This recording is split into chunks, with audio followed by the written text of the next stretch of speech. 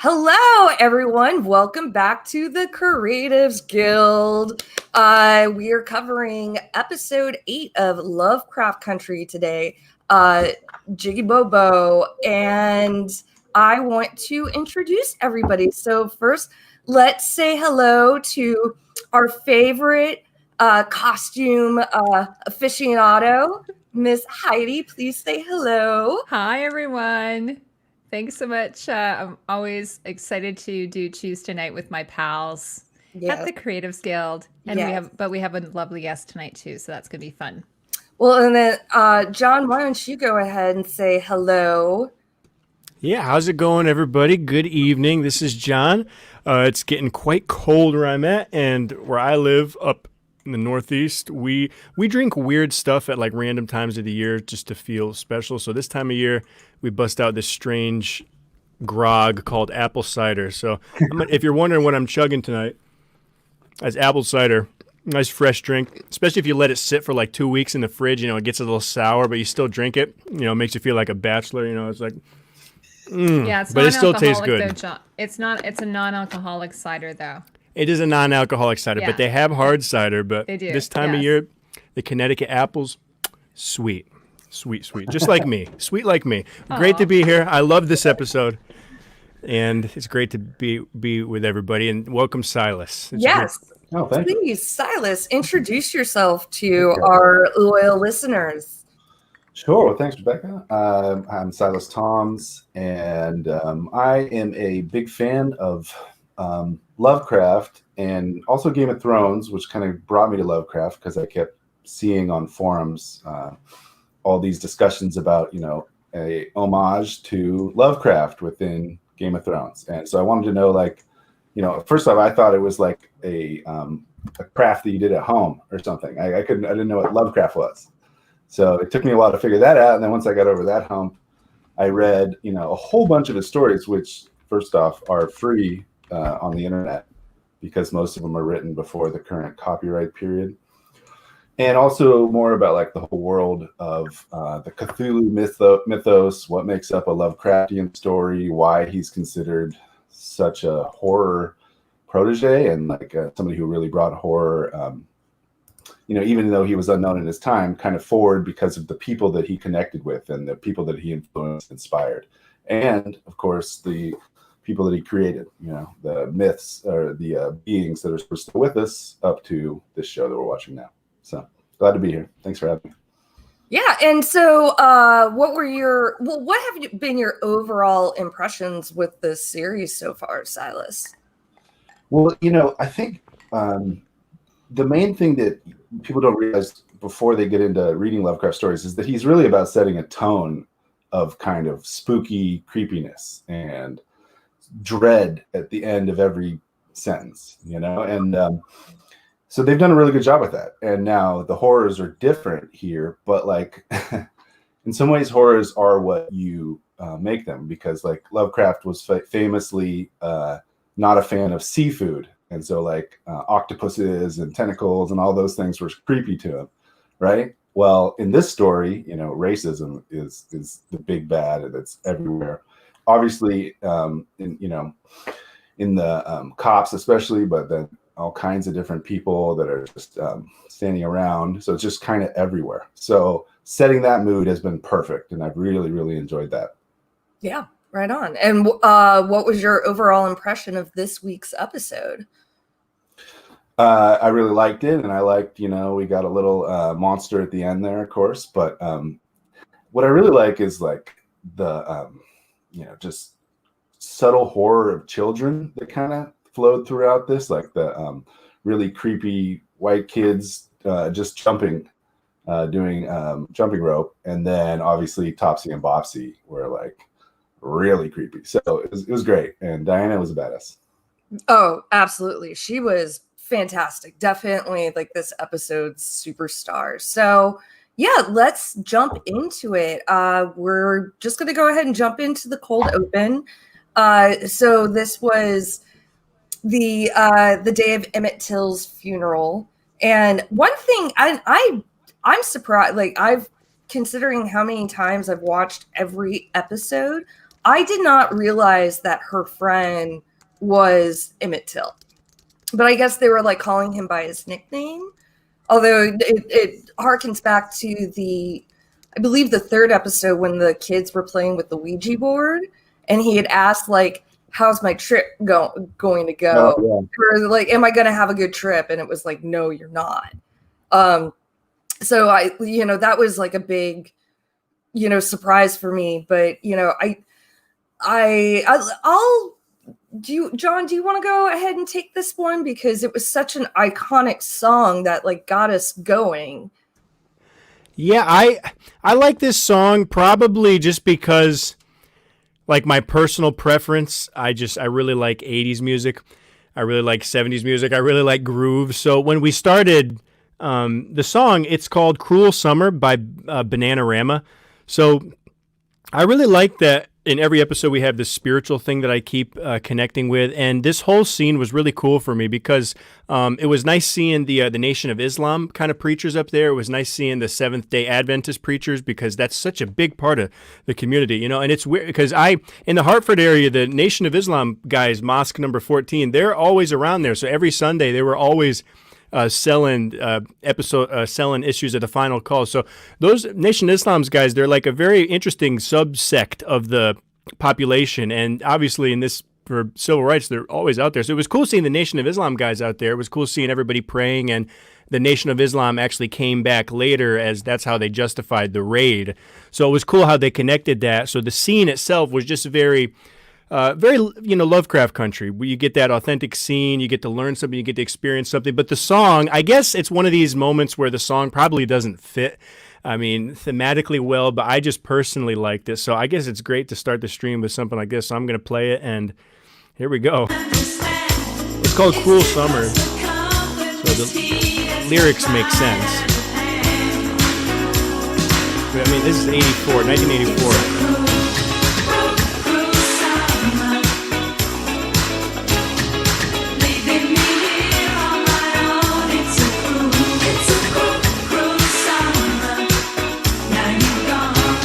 Music video, they got the jeans pulled up like all the way to their rib cage, ripped up and everything. Like it's like it's a cool track. But the scene itself was what I like not even as a composer. That scene was really nice. It was nice seeing that that spiritual thing that comes into play. So it was cool. And yeah, that's really and the other thing I noticed in this scene is the quick changes. I'm starting to really love this in this show because I enjoyed that scene. Wow, look at all the preachers, and then boom, you see Diana start to get emotional, start crying.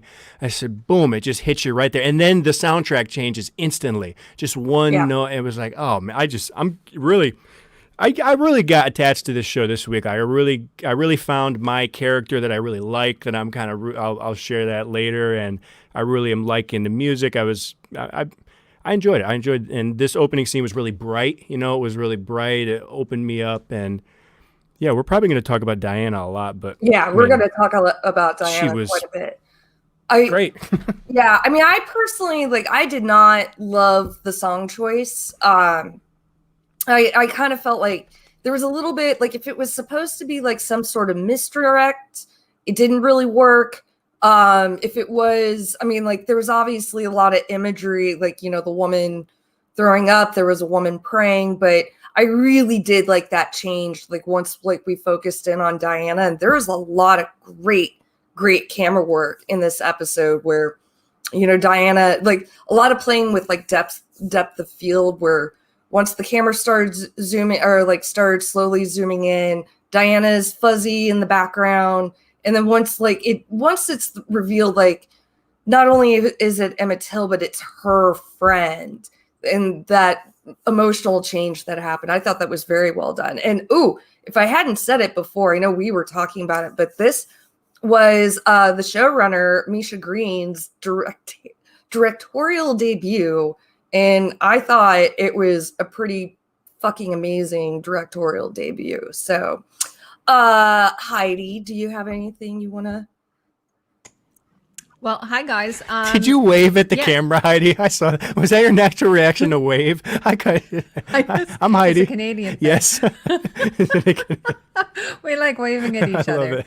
Yeah, I really liked it. It's interesting because, normally in horror shows, everything's at night and stuff, but, everything was out in broad daylight. So a few things about the costumes. Obviously, I loved it. Ruby she's my MVP. I adore her. I swear everything she wears, she just looks so good in it. She just owns it. And even in mourning, she looks great. The men look great too, especially Tick. I think he looks very, very, he cleans up nicely. And the other thing that I like is that, it's supposed to be, you can really feel the heat. I mean, they talk about that it's like one of the hottest days that they've had. They can smell, it's so bad that they can smell the corpse. People are vomiting, but you can really feel that. Like you can see everyone is is actually sweating. They're physically uncomfortable. And but yet the men are dressed up, and they're wearing their hats. So this is something like nowadays we would be like, we're not going to do that, but this is what you would do. You would put on your Sunday best and you would go and pay your respects. But the other thing I like is that, and this is something that I always think is interesting, when you go to a funeral nowadays, most people wear black. And I always thought that was such a strange thing to do, because here you can see people are just wearing their best clothes. They're wearing something like a really, really nice outfit. And so obviously Diana is wearing white. She's a young woman. So when I was young, it was inappropriate to put a child in black. I don't know where that comes from, but typically speaking, you would never put a child in black. So it's funny because even if I go to a funeral nowadays and I see a young person in black, I always think it's sort of a strange thing to see. So that's one of those things that, my mother passed on to me, probably from my grandmother. And so even you have but you do also have older people in the background, like there's a woman behind her wearing black. So, and she's wearing eyelet, which of course is a beautiful, sweet fabric. And considering the tone of the episode, and she wears this it's sort of her outfit, the entire thing. She's wearing this very, very sweet eyelet dress. We'll have more pictures of that in a little bit. So anyway, yeah, I thought it was great. It set the tone for the episode as a cold open. And so, but yeah, Ruby, big thumbs up from me. John and I are going to fight out who our favorite characters are. Yeah, I mean, I can just say it real quick. Stannis. I mean, yeah, no, I got really attached to Letty. We'll talk about it later. I mean, she's definitely my favorite character. I get really attached to her. Just her spiritual innocence, kind of her blind faith. I was very much like that. So it's cool. I like to see her, in the church. But we'll talk about it later. But I think you hit on a good point about this the Sunday best. I haven't heard that term in a while. I like that. That's a nice term, because a lot of people don't actually know what that term might mean. Is Sunday? You had one day. It was from the Great Depression, as they had one day a week to wash their clothes and everything and clean up. So it would be for Sunday for church. Church was a big part of the culture of just this American kind of thing. And the other thing is also, you always have a hat, you have gloves, you have a handbag, you have, you put on your jewelry. If you have pearls, if you own pearls, you would put those on. The only thing is, and I was just thinking about this as I was looking at, is Diana. Like, I noticed that her hair is not done. And it made me think, if her mother had been there, her hair would have been done. Like, it's brushed and it's pulled back, but there's no bow in it. There's no ties in it. You know what I mean? It looks like a little bit unfinished, and which makes sense because, both her parents are missing. So it kind of worked for me that her hair wasn't kind of like looking more polished than it would be. I don't know what you guys think about that. Oh, that's a detail I didn't notice. I just noticed it now as I'm looking at it. Yeah, I mean, because most of the episode, it's afterwards, when she's wearing the hat, she's in a different world after this. So, but it's also, the state of mourning, she's still mourning her father, no idea what's going on with her mother, or this is her best friend, could have been one of those things she didn't want to get her hair done. Because I can't imagine, she's staying with Ruby and Letty, so, but, awesome. So, we'll move on.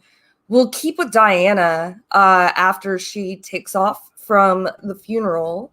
I think Alicia had a few questions in the chat, though, maybe I think she was asking about the white. before we miss him real quick. Where's it? Why did they have Diana in white? Or I don't know if you're making a statement, at least you're asking a question. Very much representing the character of Nettie from The Color Purple. And then she said, last words we heard from Hippolyta were D needs me. So you're just asking questions for the week. Never mind. I thought you were talking about this scene here. My bad. Yeah.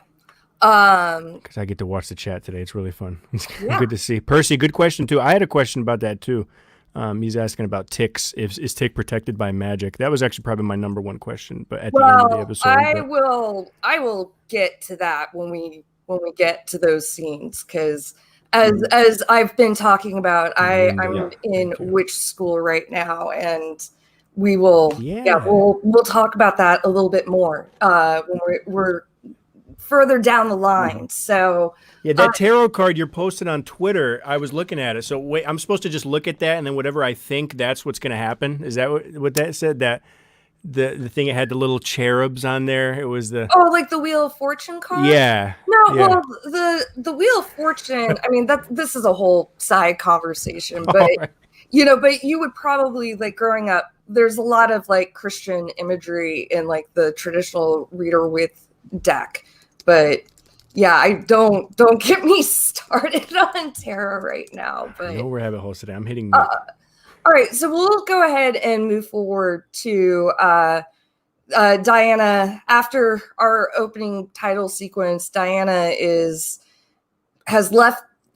She's walking around Chicago. Everything's closed for Emmett's funeral, and then she has her confrontation with Captain Lancaster, who is a dick. So boo. So Silas, why don't you kind of give us some insight that you had from this scene? Yeah, well, it kind of, like I said earlier too, and throughout this whole season, white cops, especially white people, white males in trucks, have been just like this constant horror. And as much as like the monsters come out, at the end, or they came out and attacked in the woods in that first episode, really the real horror, it was kind of a relief when they came out, right? And each time they've come out, the real horror has been this racism, this hierarchical brutality that they're facing. And then, of course, he's armed with magic. So he's sort of the combination of the terrors within this world. And it just, it's just awful, right? Because like she's just such a young woman, and there are these two brutes who just have nothing good in intentions. So just kind of amazing how they're the monsters that won't stop coming. Yeah, and especially, because we're leaving the scene of, I mean, not just a child that was murdered, but a very like notorious murder, like even at that time, and it's still a story that is pretty well known. Like, the terrorizing a child is just and ultimately, like, he puts a curse on her. Even though we're not quite sure at the moment, but I knew it was a curse that was coming. So could I just one more thought there?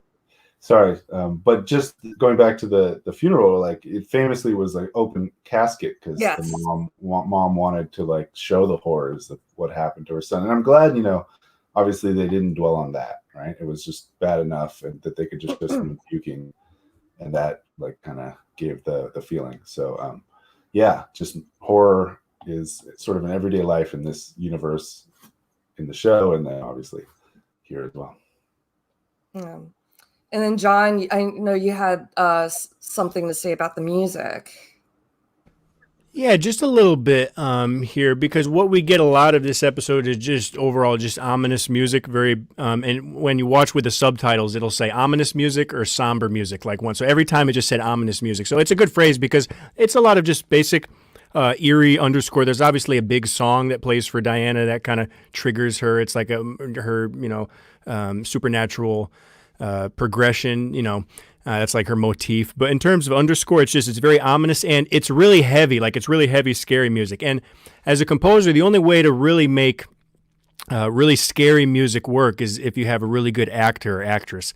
And that's like if you watch low budget horror, sometimes you might not know like why it's low budget, but a lot of the times when you really listen, like, Creatives Guild people are listening to music now more, which is cool. So, but if you listen carefully, it's probably because one of several things are just too much. Like it's either the music is too good and the acting isn't good enough, or the acting's too good and the music isn't good enough. So with horror, those things can be so obvious. And like my first horror scores were so bad because the acting was really bad, and I would write this really nice score and it wouldn't really work. So to have really horrific music, you have to have really good acting and really sell it. That's why Insidious is really good, because it's got that I forget that lady. That classic lady. Insidious has great music because it's got great acting. So a lot of the horror movies that are like, I don't really like this, I don't really know what's going on, it's probably because the music's too intense.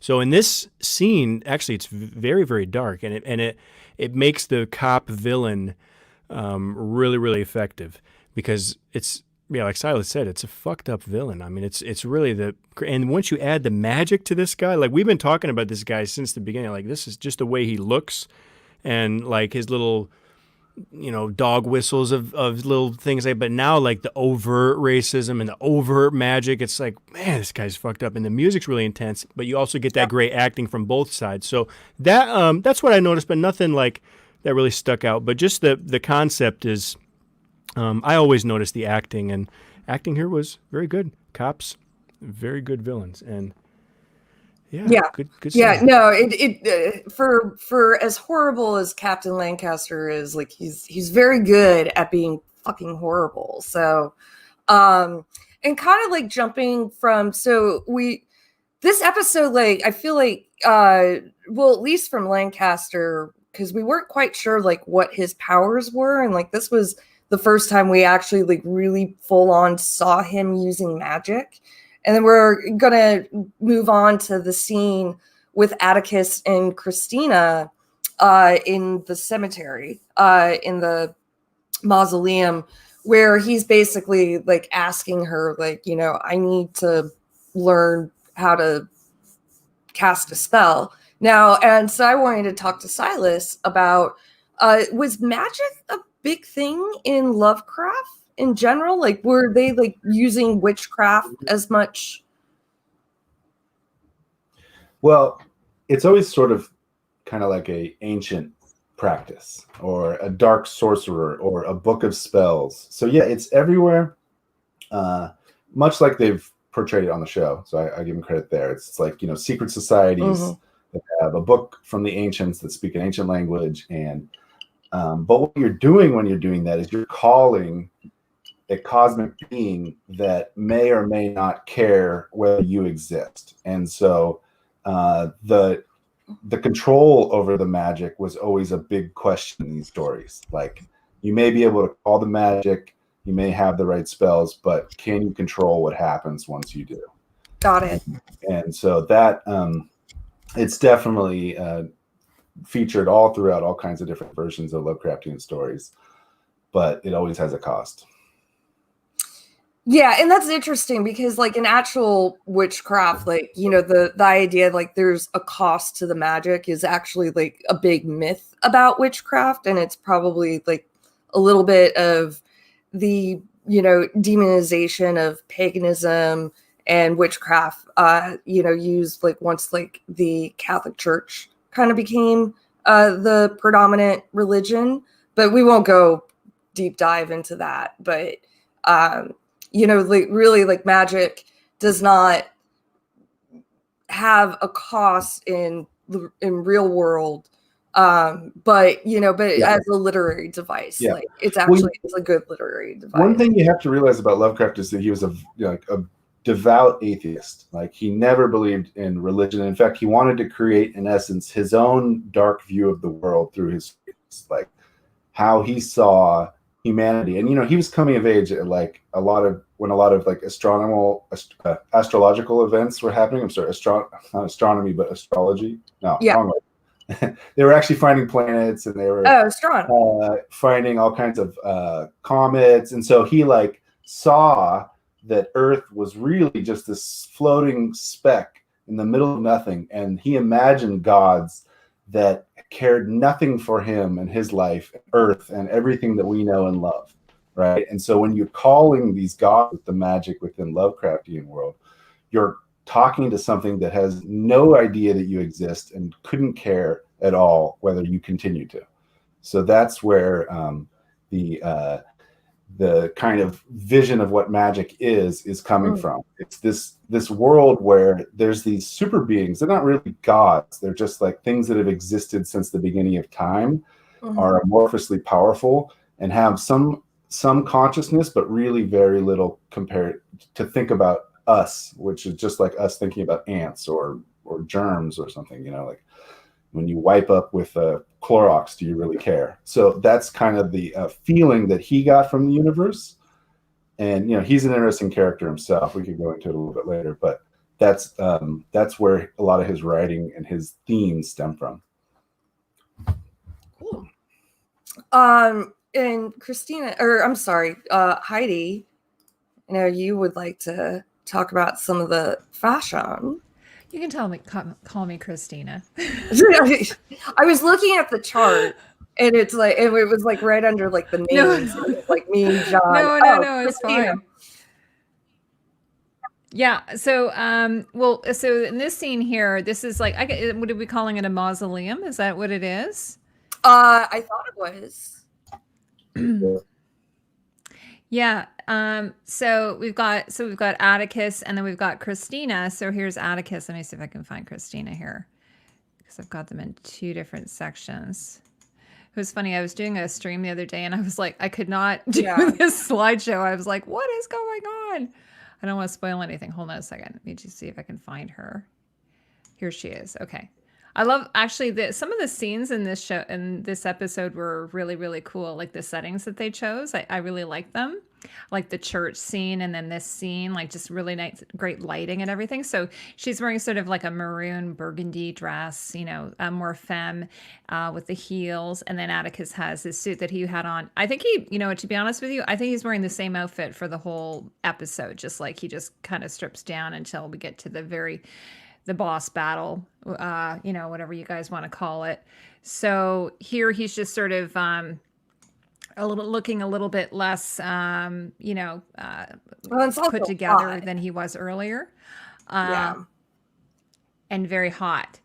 Yeah. Oh yeah, absolutely. Like just totally sweating. So like, again, like, you know, I can totally buy into this, whether I was starting to thinking like, oh, I wonder if people like, you don't see any fans in people's houses. I started thinking about stuff like that. Like, oh my gosh, what would it be like in their houses? Would they smell? Like I just sort of could feel myself being there and having to wear these clothes. That scene, which is going to be coming up, where Ruby has a bath. I was just like, oh, like I could just see her being like, thank God, you know, like getting to strip off those clothes and just immerse herself into that bath, because it would have just, although I would have probably have had a cool bath, not a steamy bath. But anyways, yeah, so I could just sort of feel it. So I don't really have anything to say about his outfit. I like it. Like it's really nice. The collar's a little bit wider than you know, in the 50s, as we started to move towards the end of the 50s, the collar started to get a little bit narrower. But here, because it's sort of early 50s, it's sort of pushing from the 40s. So we still have a little bit of that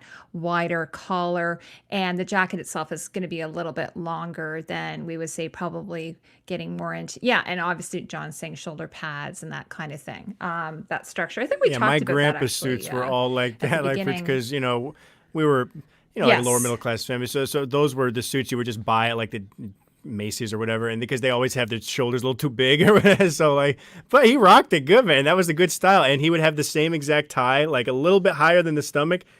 Yeah. And these guys in this generation, they knew how to tuck in their shirt properly. And like I haven't tucked in my shirt in a long time, but and it's like I forget, like it's so difficult to just get that perfect. And it was a later scene that his shirt was tucked in so nice. I said, wow. Such a nice, I mean, look at, you can even see the tuck right there. I'm looking at this tuck. It is so gorgeous. The tummy is right there, but you see the belt buckle tie right there. And the shirts would have been longer. Like shirts nowadays are quite short. So it is kind of hard to keep a shirt tucked in, whereas then they would have been long.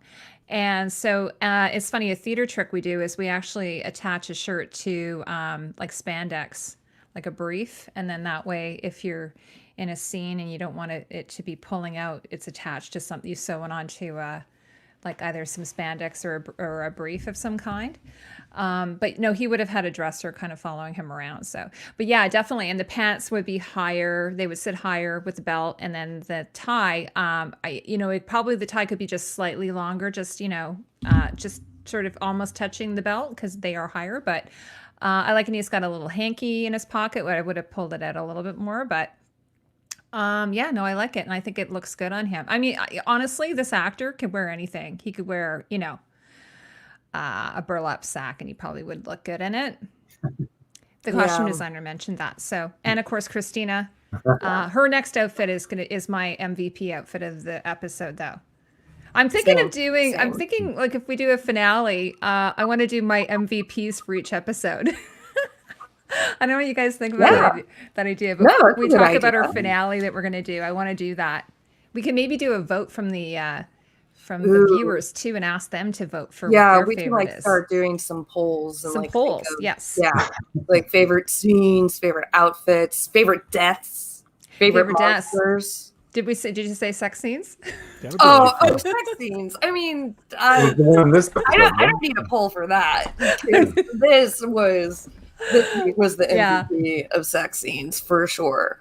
All right. Well, let's move on. We're gonna do what we kind of started doing last week. We're gonna be consolidating some of these scenes because we're trying to keep a tight ship around here. So we're just gonna kind of go ahead and talk about like the Letty, Jiha, Atticus scenes.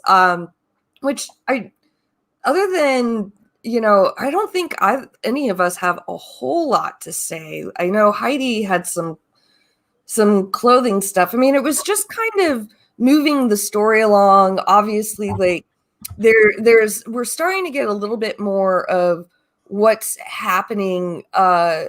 What's this continued connection with Jiha and Atticus, which we gotten from the 6th episode. And I guess like she sees his death somewhere along the line, but she doesn't quite know. So I felt like that was still a little bit like, it was a little bit of a weird, I hope we get more of her. Cause if this is the last we've seen of her, I'm a little lost as to what Tony mentioned that in his I popped into his stream after the show aired, and he said if he feels that there's got to be another reason besides her just bringing information to him that she's there, so he's expecting to see more from her, because like you say, otherwise she's just like, why are you here? To make Letty jealous, like to cause conflict between the two of them. There would have been other ways that they could have done that, I think. Yeah, and even like Letty's reaction to the whole thing, that just seemed to be like, it didn't distract from the episode for me. It was just kind of like the most little bit like, I don't know if it, not clunky, but it just kind of, it didn't knock it out of the park like the rest of the episode seemed to be doing. I had one question though. Yeah. Because it was confusing, because it seemed like she was saying she could usually see someone's death, right? Or kill them when she's having sex with them. But was she saying that Tick is immortal? Like she couldn't see his death? Like that's what I couldn't really understand. That is also like I'm very murky on that. Yeah. That's what I was wondering. Like maybe that's why she was like so attached to him, because Alicia, 100%. I thought her reaction to the whole thing was very odd and very weird. I mean, and I guess like the third time I watched the episode, I thought maybe her reaction is to like, he didn't tell her like, oh, by the way, I was having sex with this woman and like these like foxtails started coming out of her vagina and almost killed me. And considering like they've been being chased by monsters and whatnot, it's like that might have been a valuable piece of information. But yeah, I thought I thought her reaction to the whole thing was odd, and it really it was there just to like create like conflict and get them into separate corners for the rest of the episode. And maybe it's supposed to just show like she's hormonal. I mean, if that's a trope that she's like pregnant and she's feeling vulnerable, or yeah, I mean, Alicia's. I didn't buy it either. I agree with you guys. I didn't buy it either. Yeah, it was. I'm coming to bat for Letty. I'm sorry. She's the honorable woman because if Tick listened to Letty many episodes ago, none of this would have happened. She said, "Don't deal with this stuff." Letty is a very wise lady. She's got a good head. She's a little conniving. I like, she knows how to get ahead a little bit, but in this episode, I found that she has an incredible amount of wisdom. And I feel that comes, I think, from her spirituality. And she has that Christian kind of stubbornness that it was really characteristic that they've really played on this episode, which I like. That reminds me of my mother, honestly. Like, it's just that, but it's that passion and it's that moral. It's a Stark kind of. It's like how Stark kind of blind morality I kind of think of, and I like that she has that old morality, but it also comes with a lot of hypocrisy, doesn't it? I mean, it's like she has a lot of stuff going on, but I think she's very noble, and she wants to get away from all this evil stuff. You know, she doesn't like the demonic. Even in the church, well, we'll talk about the church later. Like I think she's really. I don't know. I'm developing Letty bias now, so I'm gonna be defending Letty at all costs. It's gonna be it's gonna be a Sansa thing. Maybe. No, I don't think like it's going to be like that divisive. I just thought it was like a poorly written thing. It's like I think it was there to get them to separate for the rest of the episode. And yeah, I wish we saw more of GI. You're right, though. I mean, but I agree. Like, I think like she's got to come back at some point. Like, because just to be like, I'm a succubus, bye, like that. I mean, I'm surprised like we didn't even see her at the end, like during the shootout. But and then Heidi, do we want to talk about? Yeah, no, I didn't really have much to say about. Like Letty she only wears 2 outfits for the episode. So I think she wore this to the funeral. Yeah. You guys can correct me if I'm wrong. She did. She did. Yeah. So she's just sort of come home. And actually it's funny because this dress is very similar to the one that she wore in the last episode. So it's kind of got that similar type of silhouette. So, it's pretty. I don't have anything. I've seen other things on her that I've liked better, but I think it suited the scene. And then I was going to just show you the picture of Jiha here, if I have it.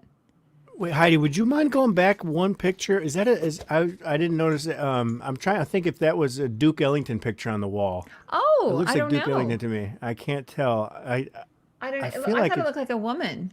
Is it a man? Because I feel like she would like someone like Duke Ellington. I don't know. I'm just random observation. Well, although it looks like the clothing looks a little. It looks a little, casual, because I can't imagine having a portrait of Duke Ellington where he's not in, full tail tux or, what I mean? Yeah, absolutely. Here's Gia here. Just a really sweet dress. It's sort of an American look. She's arrived in America, I guess. I'm not really sure exactly the purpose behind this dress. It looks like to me, when I was looking at it, it looks vintage, but possibly they've added this little white embellishment here. But it actually, looking at it, because like a lot of times these dresses from the 50s have a bit of discoloring on them, and so it just looks like it might have got a little bit of light damage on it. I'm not sure. It might just be the lighting. But I think they've added. And anyway, they might have built it, but it looked to me like it was perhaps a vintage dress. But I mean, this girl's so gorgeous. You could put anything on her, and she would look amazing. And I mean, we haven't even touched on her costumes from 2 episodes ago. So I'll probably talk about that in the finale. Yeah.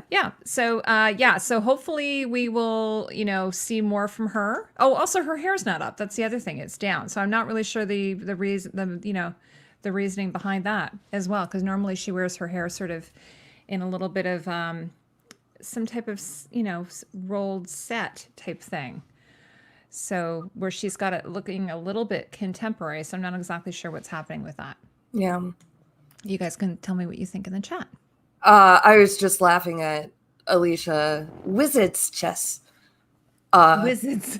Yeah, I can't do a proper Ron Seven? Weasley accent. Wizard's chess. All right. Anybody else have any thoughts on this collection of scenes? I will take that as a no. Crickets. Okay. No, I mean, I just dropped a theory in the chat. I mean, people are asking about Jiha. I mean, I guess I'll say it now. I think Jiha is who protected Tick. I think Jiha, I think she has a certain amount of magic, and I think in that scene, what I noticed is I just felt that she was still attached. I felt that at the end, she was still attached. Her first, not her first love, her only love. So at the end of the episode, I'm like, this is probably I was like, who could it be? But we'll get there. But I think we see that Jiha is still attached. So maybe they're trying to just play on, the hero to the rescue. But what protects Tick at the end is like a Braithwaite monster, the Shoggoth, and that is the spell that Montrose. The whole thing that spell didn't work, that they didn't feel it work, that's wrong. That's basically like the spell that Montrose helped cast was what it could worked. be. Yeah, I mean, it could be. I mean, that's what I got from it. It's like it definitely. That's the normal theory. Yeah. But also because he conjured it, I thought I'm just being Yeah, it's from the Book of Adam. I'm just being. Oh, okay. Yeah, and also because he conjured it, I thought he would be protected when it's your own spell. No, because you can actually do protection spells for other. It's because Tick was in the blood diagram, But yeah, it was definitely like a Sons of Adam spell that because they used it was a spell from the Book of Names or whatever. So that is. I mean, I'm sure she does have, she's going to have some other role to play in, defeating Christina. She's definitely going to come back into play. But and I think she's coming back because of the love, I think. Well, yeah. Yeah. All right. Let's move on. Can I just say one thing? She wants the D. Let's say it. She wants the D. We're living in a different world, folks. Everybody knows that everybody likes sex. Ladies like sex. Men. Not animals, everybody, John. But people. Yeah, no, there's asexual, whatever these new ones are. But sex is great. And I gotta tell you that, lady, I can tell you, I'm breaking the rules. I'm telling you, hey, I'm not hosting tonight, so maybe it is spiked. I'm just telling you that Jiha clearly is trapped by the D, and it's not a good place to be, and Tick, has gotten trapped by the cooch, I mean, this is us humans, it's one of our things, and sometimes you get trapped for, for something, and I think Jiha she's always, it's this love, it's such a great trope, but I don't think, but Tick clearly doesn't want it, so I like that stuff, I like drama. It's maybe just story of my life probably is what it is. But. Well, we've all seen Tick's abs. So it kind of makes sense. But I do think that if we're going to give Letty credit, it's that she sees that, what is it, Jenai? Still in love with him. That is very much rational to be emotional about that. So. But he's completely horrified by her, though. I mean, I can't even imagine what his experience would have been. I saw a picture, a concept photo. I don't know if you guys have seen the concept photo of the tails creature and where it goes, all the different orifices. And I was like, oh my God. So I'm not sure exactly how much that he survived that. Yeah, Percy's great. I'm Yeah, glad Percy's been here so past couple weeks. Good Percy, theories. I don't think like it was like, you know, that the Shoggoth was like cast out of thin air. It was like there was a Shoggoth that was summoned somehow. Like, you know, how they travel, I'm not even going to, but you know, it was basically, it was summoned and somehow was, you know, like had some sort of connection to protect Tick. But yes, you're right. Like we saw a birth. And there's obviously some sort of control connection that, you know, magic has between the Shoggoths and people. So yeah. All right. Are we Alicia, ready? the bodies will go into the basement. Oh, She's asking yeah. what they're going to do with all the cops. Oh, the elevator. They'll throw them in the elevator. In the elevator. You know, that's, hey, if you're gonna have a magic creepy elevator, Yeah. like that's what you're gonna do with that. It's Although, the- like, are there bodies left? Like, because Well, they had that flood, so I'm not sure what happened. yeah. Well, no, I mean, like after the cop bodies. 'cause Oh yeah, they that was, probably were all like, torn apart. yeah, that was, yeah. Oops, sorry. All right. Okay, are we ready to move on? All right, so we're gonna go to Diana and Montrose, back at the house, and yeah, like this was I really like, and we're also going to talk about the train scene. So, what were the name of the twins again? The Topsy and Bopsy. That's it. Yeah. Topsy and Bopsy. But so we start, she runs back into the house. She's trying to wash away whatever that, I mean, it was mucus, but that was some pretty gross ass mucus. Like, you need to like see a doctor if your mucus comes out in that consistency. But so yeah, and basically we start getting the inclination of like what exactly what had happened to Diana, because obviously, like, you didn't see anything happen to her when the curse was cast, but we start seeing the very beginnings. Stop that. The very beginnings of it, when we have like the Uncle Tom book and the monster is starting to come to life. But then yeah, and do you want to talk about that song, John? Yeah, for sure, because what was really good was the progressive kind of evil, how the magic kind of erupted, and the song really did a good job. So maybe I guess I'll play the song, but let me I'll do a screen share just so we could see the album cover, just because I've been kind of liking to do that, because this is a modern recording of a song. The song is called "Stop That Knockin'." Yeah. It's a modern recording of a song. But it's actually the lyrics and the music is from the early minstrel shows, which are like these 1890s, 1900s, 1910s songs. Literally, it was some of the first employment during the Reconstruction era for a lot of the musicians. Now, this is like in the ragtime period. So, these were the kind of those blackface shows, and there's really a kind of offensive part of our history that is there, and they would play a lot of the instruments that they brought from the plantations, such as the banjo, which is the banjar from Africa, and the gourd percussion. So this is how American music kind of developed in this period here, is 1890s, 1900s, is as freedom started to ring and cultures started to be born, and it was this banjo and this blues, and these minstrel shows were unfortunate reality, but they played into it really well here, and they did it just like Lovecraft Country does. It could lay into these very tough realities, and it's not something that you get agita about. It's something that you can breathe about. It's like it's a liberating thing to hear these minstrel songs in a realistic perspective. So yeah, this is a song, and it's obviously modern recording. The recording was done, I think, in the 90s or something. This was very well done, and yeah, it's Oh, how I love the colored girl. Her name was Susie Brown. She was born in Old Virginia and fairest in the town. So it'll start with like these little traditional chants, just a vocal piece, and you would have like 5 guys singing and dancing.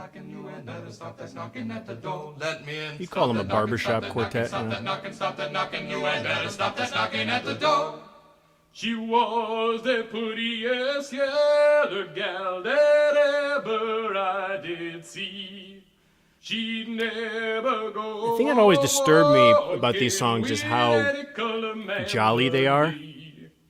You know, like imagine what's going on the stage. Banjo down, I played 3 tunes or more. All at once I hear 3 tundrin raps come bang against the door. With a who dat, who dat, who dat. And you would hear this. You would hear these little things like sneaking up there, like "Let me in." Who dat? And you would hear these little things, and then you would know these freaking monsters are coming, and then you would get the actual chorus. It'll get faster, faster, faster, faster, and faster. So it's basically what I was thinking is that this is a minstrel show. You know, this is what she is. She is living a minstrel show. It's this because she's being forced to perform something that she's just got thrown into. You know, it's like, and that's what these minstrels were. They just got forced to perform this. It's a dance, and that's what the dances that these monsters were doing. It felt like a minstrel show, and it was like it's that inner, and it's something I'll never understand. I mean, that's the thing, and so it's that inner torture that you feel through this whole episode. Like Ruby is just fed up with it. You know, everyone's just like fed up, and a lot of the stuff on Twitter the night of. Like a lot of the African American ladies I was following on Twitter, they would post like Diana is expressing exactly what I felt my whole life, and to read that, I'm like, I know exactly what you're saying. Now I see it's like Diana felt that she was able for a lot of people to watch the show and finally breathe a little bit. So this minstrel song, I think was very significant, and that's why the music supervision in this show is exceptionally well. Like whoever's picking these songs, and I think it's probably coming from the tippity top. Misha Brooks was tweeting about her song choices because it's brilliant, and I think it's very deep, and I think it plays into a lot of the racial concepts that help a person like me understand and help some of the ladies I saw on Twitter right after kind of relieve. And it's a great show for that. So the minstrel song history, feel free to Google it, folks. It's uncomfortable, but the songs do exist. A great part of musicology in America was there were a lot of college students from like the Boston area that used to just travel around and write down these songs and preserve them. There's a guy named John Lomax who recorded a lot of early slave songs and things like that. So, but in this context, as a compositional device, it just served an amazing purpose. Without the history and without even knowing that, it was just a twisted way to introduce these characters. So yeah, I loved it, and that's the main music thing of the whole episode. If I had one thing, it was that song. So it's called "Stop That Knockin'." Yeah, and yeah, watch it on Spotify or listen to it on Spotify and all that. Yeah, I really thought it was so well done, like throughout the entire episode, like. For Bob's Topsy and Bopsy's motif. But yeah, I guess do we want to just like go ahead and let's look at Miss D at this. Heidi, you're muted. Heidi, you're muted. Sorry guys. I'm an amateur here. She goes home and she washes off all that spit, which is like, oh my God, it's so nasty. Especially like you're 15 and you're like, this guy is taking his it's disgusting. So, and then she puts on the ball cap, and Rebecca kindly messaged me about this cap, that it is actually the Chicago American Giants. Mm-hmm. Yeah, Chicago from the Negro League. And so I have a picture. They went till about, I think I read that they went till about 1953, which is just around this time period here. So there's a picture of them. And then the black cap, I mean, I'm assuming like they do the white cap, maybe home game, black cap away game kind of thing, like how we still, do nowadays. This picture is actually from quite early. It's like, I think from like 1919. So they were around for quite a long time. And then, so there's the logo there. I found the logo of it. So I'm not sure. I mean, obviously it's Chicago. I'm not sure what the significance of it is. Maybe someone in the chat has an idea. Something she just. I think what it is I mean, I don't know very specifically about this team, but this is after this is after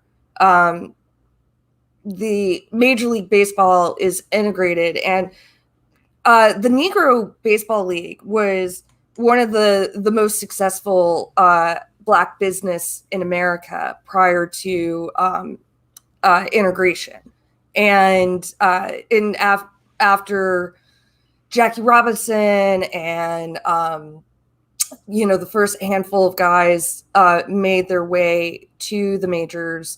It basically was like the death of the Negro Leagues, and the Negro Leagues lasted until like either 56 or 58 in general, but this team might have folded. But at this point, they're like, if it was still around, it was more of a minor league kind of thing.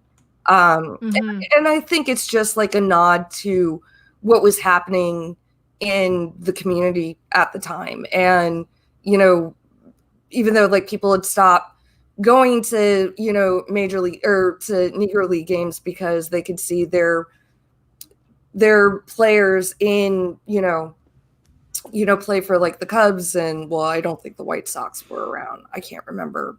My baseball history is good, but it's not that good. But so, yeah, I think it was just, a nod to the community, and especially with, like Uncle Tom's Cabin, and, even like, our Demon Twins were, like those awful, like Pickaninny caricatures and the minstrel music. Like, I think it's just all these, I think it's like, just like a very complex layer of references and nods. And yeah, I've got some pictures of the girls, of the twins. I mean, Topsy, I didn't know the two names, but because Topsy's the name of the character from the book, from Uncle Tom's Cabin. You're going to freak everyone out tonight. I know. Here we go. I know. And then oh my God. And then I've got Full there's screen it. so there's the book there. I found a couple of covers, like different covers. So there's all kinds of different. It's actually written by an abolitionist, like an anti-racism, anti-slavery. It's a very complicated, it's a very complicated, yeah. We could spend like hours talking about. Yeah, I mean, and I'm looking this up, just before the show. I can't possibly even get into this. So anyway, come on, Heidi. I know that's what happened to me 2 last hours, week with the France thing. I looked it know, up like 5 minutes before the show. I'm like, damn it, I wish I had more time. I spent like not even like 20 minutes. This is probably complicated. On this. Yeah, I mean, this is that minstrel stuff. It's so complicated, and I'm sure Tony people have written theses on it. But I just wanted to show you these examples of the cover. So this was the cover from the book that she's supposed to, I guess, lift, like the book falls off the shelf, and she's supposed to. And then here's one of the two of them together. Yeah. Now I thought I had one of the. Oh, so why, guys, I added this picture here is, has everybody seen Us? Did you not get the same kind of vibe? Oh, absolutely. Yeah. So if anybody hasn't seen Us, you have to see it. It's fantastic. Or the other one is It Follows. So it has that sort of same feeling, like you're basically, I mean, Us has a different storyline, but It Follows is this idea that you're cursed, and the only way to get rid of the curse is to have sex with somebody else, and then it's kind of like what's that one, The Ring or Ringu? The idea is if you can get someone else to watch the videotape, then the curse moves on to the next person. So It Follows, you're being followed by this sort of malevolent creature, and there's no way to get rid of it except to have sex with somebody else. So that kind of reminded me of that. And so she asked to have the curse lifted, but when I saw this, I was like, oh yeah, definitely Us. And of course it's Jordan Peele who is the producer, and this is his movie, so it sort of made sense to me. Now, I don't know if you guys want to see this picture. I have this really horrifying picture. This concept art. Should I show everybody, or will they have nightmares? Bring it. Don't, yeah. Keep not looking away, Oh my God. Now, and I feel it's terrible because I had this really great picture, a close up of the two girls, and I somehow missed putting it into my slideshow. But basically, it's a prosthetic. So they have, if anybody doesn't know what a prosthetic is, it's usually made out of latex or I think it's like a type of foam that they make a mold of, and then they pour it into the mold, and then you apply it usually with like some type of bond onto the skin, and then they put like rubber mask grease paint. So it's kind of like the Joker, where they've extended the smile, and then they were also wearing prosthetic teeth. So it's really horrifying. They ended up going with contacts. Like the contacts here are sort of like that full black type of contact. If anybody's planning on doing this for Halloween, this would be an easy costume to do, actually, because it's kind of like a little, you've got the rags in the hair, and they're basically wearing kind of like a slip dress, sort of like something from the middle 1800s. But it could be like if they've made it out of like a linen, but you could get like a slip and then sort of tea bath it.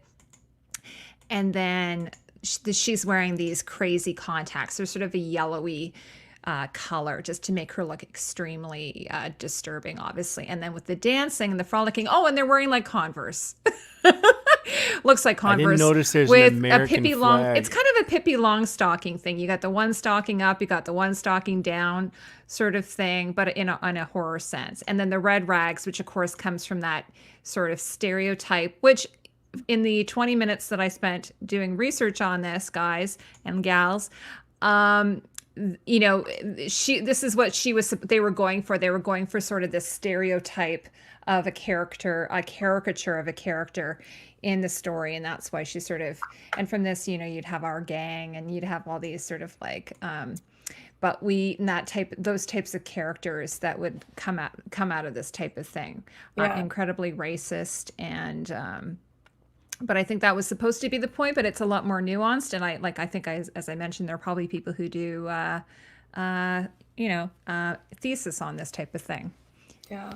I did notice, I don't know if you noticed like these two girls at the beginning, like there's something very similar, Yeah, I wonder if it's the same actors. It's possible that it's the same actors. Maybe. But they're just not in costume. They're just sort of dressed in the sort of 1950s. But I didn't even think about that. Very good eye there, Rebecca. That's what happens when you get to watch the episode more than once. But, and there was something even, like her reaction to them, like, these two girls who were, where everyone else in the city's at this funeral. Here they are eating ice cream. And how was like the arcade even, like it's like everything's closed. So I'm not even sure where they came from. Now, is this before the curse? This is right before the curse. Right before. Interesting. Yeah. But, some, artistic liberty, but, but the one thing I was, Misha Green was talking about, the whatever the corresponding story in Lovecraft Country in the book is, which none of us have read, but there is one of the corresponding stories, and basically Misha Green had said like this was her opportunity to like make the Freddy Krueger movie, and those here. Sorry, Alicia, we're gonna go back to these girls one more time. Topsy and Bopsy. Topsy and Bopsy. Topsy, we're gonna honor them by their name. So which one's Topsy and which one's Bopsy? Do we know which one is which? Topsy's the one. Which one's upside down, or upside down? Topsy is the other one, but yeah, and I love and it's also it's like Freddy Krueger. It's Jason, that's like them coming up from that stairwell, and kind of even though I kind of knew what was gonna happen, I can't remember if we saw their image in the trailer, but after seeing the book, the Uncle Tom's Cabin, it was just like, oh, I know this is going to be bad. So Silas, do you have any thoughts? Well, they were scary as hell. Yeah. They did a great job. Yeah. It wasn't anything like Lovecraftian on its face, but it's just incredible how they wove in the like minstrel idea, the sort of creepy kids maybe out of like what's the Stephen King where they're off in The Shining. The Shining, yeah, that kind Yeah, of twins. idea. Twins are always. Oh yeah, exactly. Two of them coming at you, and then nails and the Freddy Krueger motif. Yeah, it freaked me out. It was pretty good. Like I was really fun for her when she was running. Yeah, Linda was saying Japanese horror, like we were mentioning Ringu, or I was mentioning Ringu, which is a Japanese horror movie that they redid. So that idea that you're being, you're sort of, what's that called, Rebecca, in witchcraft, when you have something bonded to you in some way, a spirit is bonded to you. Oh, well, I mean, I think like there's multiple terms for that. Mm-hmm. Like, are you talking about like possession or? Well, I guess like it's like a curse, so that you have like some type of spirit, some type of malevolent spirit that is attached to you that nobody else can see. So that's sort of what happens in like Ringu, like for instance, nobody else can see it except for you. Yeah. As it's coming out of the TV or what have you. By the way, I was going to tell you as a side note, my roommate freaked me out one time. I was upstairs. I don't know. It was just after Ringu came out, and I came downstairs, and the TV was on, and it was just static. And I was like, "What the fuck is going on? Like, why is the TV on, and why is it static?" And then it turned out my roommate had done it as a joke to me, just to freak me right out. That's a good roommate. That's called a good roommate. Though. I don't know if you guys remember the static. That was a thing. Yeah, it was freaky. Yeah. Freddy Krueger connection is good, and Misha is on Twitter a lot. I love that these directors and producers are all tweeting now and telling us about what they're doing and everything. But yeah, the Freddy Krueger connection is very good. I wouldn't have known that unless you said that, Rebecca, because it makes a lot of sense. Because Freddy Krueger was actually, out of all the 80s like horror figures, Freddy was always my number one, the one that I would get the VHS and just play and play and play. I mean, Freddy was just, because he was a goof, like Freddy was a joke, he was funny. Freddy was funny, and he had the, all the little moves and all the one-liners, and here's Daddy. He would just kill you right there. Like, what a great, and even like the stuff he wore these tattered clothes and everything. And the best part about Freddy, which always messed me up as a kid, is that you can never beat him. Like, how many sequels do you need? Well, you have to fall asleep eventually, right? Robert Englund is set for life because there's 20 Nightmare on Elm Street because you can't kill the guy. And I was thinking, like, how's she going to kill these characters? So I wish they had a little more of that, of her, like, fighting and failing, because I always liked that about Freddy, because he kind of plays with them. Like, Freddy will pretend to die, and then he'll be like, cat got your tongue, and he'll cut their tongue off or something. So that was always, Jason never had that. Like, Jason was just ominous, and he had the Chucky was almost like too funny. So for me as a kid, Freddy was always number one. Yeah. So it was cool to see that. It seems like a lot of 80s stuff is just taken over media in the past couple of years. Everything is 1984, 80s revival, 80s trope. I mean, I guess that generation is just kind of coming to age. I guess it feels good, but it's cool to.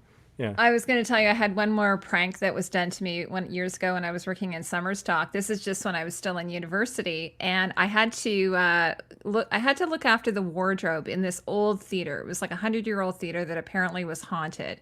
So one day I went up there. It's in the attic. And I look down at the very back. It's still daylight, but there's a little bit of sun coming through, but it's still fairly dark. And I look at the back, and there's like a bride at the back of this creepy attic with all these old costumes. And I'm like, what the fuck is that? Like, what is going on?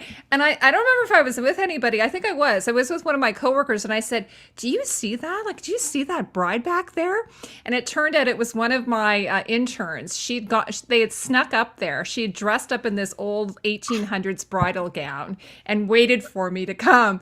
And then, of course, when I got up there, I didn't scream or anything, because unless it's bugs, like, I usually don't get that unnerved by ghosts. So I was just like, are you guys seeing this? Like, what is happening? And she started to kind of move towards me, try to be sort of like, anyways, this is what people love doing to me, like freaking me out. That's so funny. But good on her for doing that. Hey, LMR. Yeah, LMR's here. I want to just like take a moment and say hi to everybody in the chat. my good friend Matt Murdoch is here. If you guys are loving the show, he has a podcast and it's on YouTube with the Double P Media guys called Shoggoth Surprise. They're covering the show as well, and they're fun. They're fantastic. Double F for you, double M. We have LMR here. Hi. As you know, the lady in the Dawn, like she is with Mr. Tony Teflon Sundays, like right after the episode. And we have our wonderful Alicia Kingston here. We have Percy here. Hi. We have Peter Griffin here, who we might need a boot after the pun that he made, but we love we're not going to boot you, Peter. And Linda R's here. Who else is here? Got a good group in here. I was wondering if they're going to make baby Shoggoths like that you can buy, like as like a lovey, my God, like with all the eyes. Yeah. Wouldn't that be cute? Yeah. That's great. I love that. He did come out kind of cuddly this time, didn't he? Really, really he came out like, cute. yeah, I wanted to give him a hug. He came out like, oh, Yeah, it's like the I'll give him alien a hug, from like- Toy Story, except it would be a Shoggoth. Yeah. I would buy one. Yeah, I mean, like you could say, like Christina. Like the only time we've seen pure love from Christina was that baby Shoggoth. So, I also was going to mention, this is a plug, but I'm gonna go on to Tony's like Tony Teflon's show with LMR, and we're going to talk about what is it called? Interview with a Vampire. Just to mention that to everybody before Halloween. I posted it. We're doing a couple of Halloween things. So we're the Creatives Guild. Our group is doing a Halloween thing, and then Tony and I have been wanting to do something for ages. So we just thought it'd be so much fun with LMR to talk about the costumes from Interview with a Vampire, because they're like most of them are 18th century, which is like awesome. Sorry, just plugging So that. cool. No, that's awesome. Tony's not here, but. Yeah, usually here. Some people that are usually here are not here, but we also got some new people. It's great. It's great to see everybody here. You know, make sure you subscribe to everybody. All these names we're shouting out. We're all the same kind of community. We all are basically Game of Thrones nerd that are just trying to get the next. It's like people having to take a drug test and then they're, you know, they gotta like wait it out for a couple weeks. It's like, you know, we're waiting out for the next show, but we're all watching different stuff. But I'm telling you, this is the one. This is the one that's gonna get everybody hyped up again. I mean, this is the first season where we're all just starting, but I'm telling you, this Lovecraft Country it's a great show, and it's, you know, soon we're gonna have House of the Dragon coming up, but all these people are from that community too, so it's good that we all stick together, and everybody has their own little channel. Like LMR has a separate channel too, and Matt's got his stuff, and I know Chrissy's usually here. She does his stuff. Heidi's doing. I got a podcast. Rebecca's got a website. We're all on Twitter. Silas is on Twitter. Everything's on the description. Yeah, that's life. You're just one click away, and you basically know people now. It's awesome. You don't even have to talk to them. You just follow them, and you find their whole life, and everything is there. Thanks, Alicia. Alicia's dropping some facts for us. Yes. She's awesome. Yeah, she's got all the links and everything, too, because I'm not modded. I'm going to mod myself later. Alicia, are you a mod? Alicia's a mod. She Oh, is okay, great. Okay. super mod. Yeah. I'm watching from the StreamYard side, so. Yeah. No, it's very much yeah, those ladies are impressive, but yeah, you could also tell that they're professional dancers, because normal people don't move like that at all. All right. So we're gonna get into all like the good Ruby Chrysilium stuff.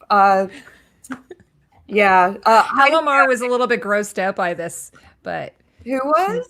she was a little bit scared by all the It's skin. It's just, you know, at some point it's just so over the top. Like there's just nothing that you can do other than like laugh and appreciate. Like I know you have yours, but I have a few pictures, yeah. Yeah. Oh, you've got a good oh, that's good. yeah.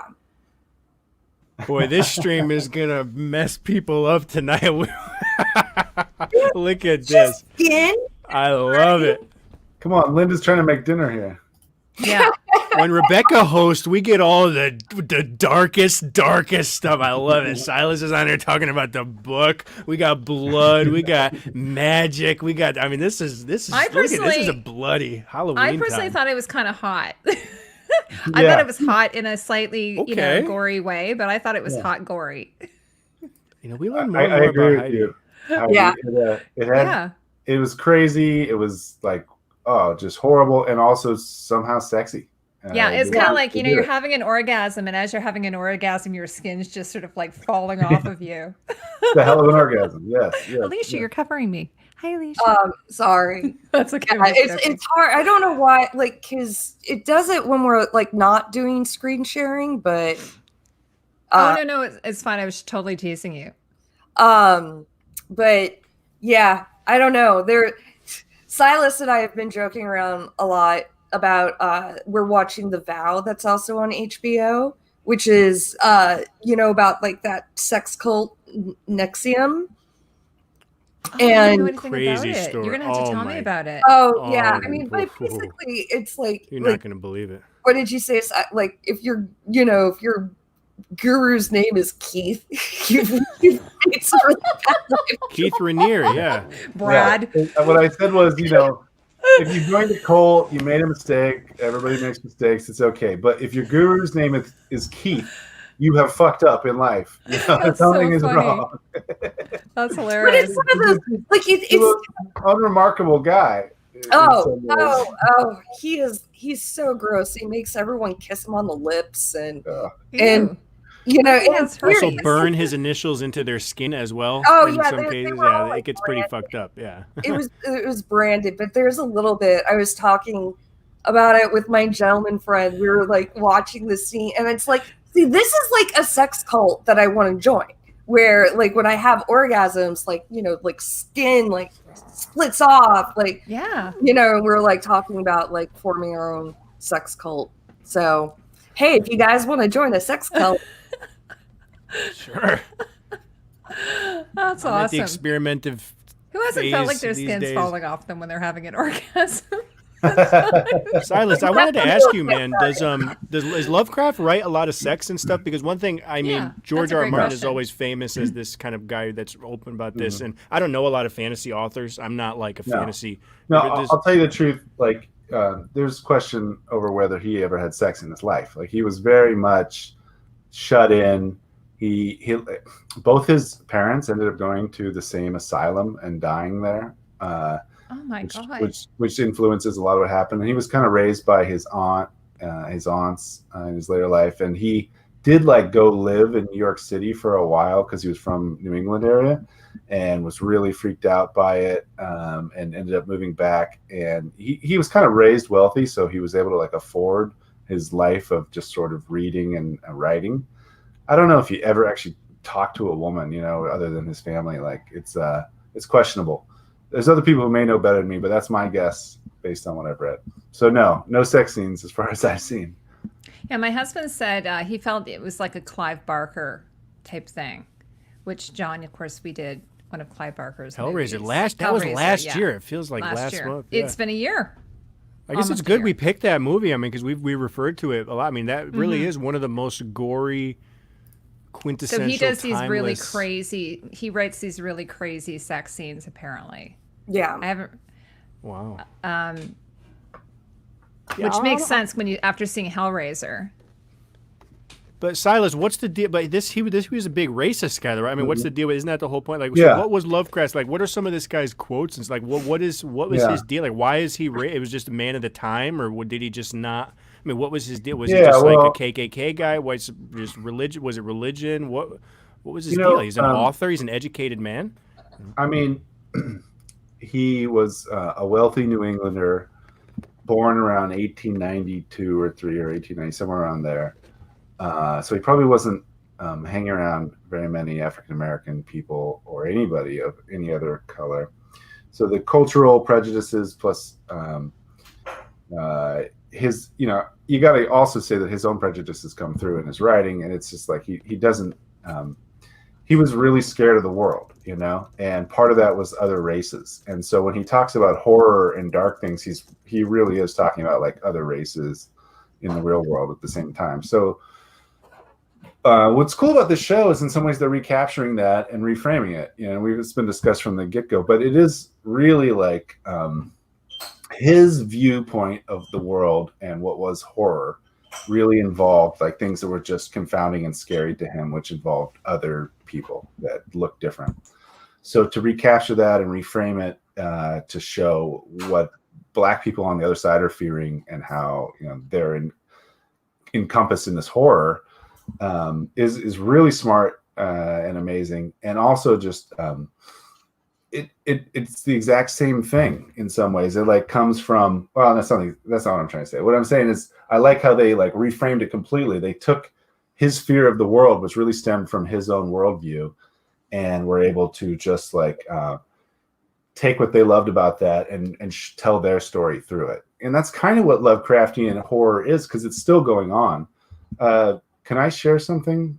Yeah. Becca? Let me see here.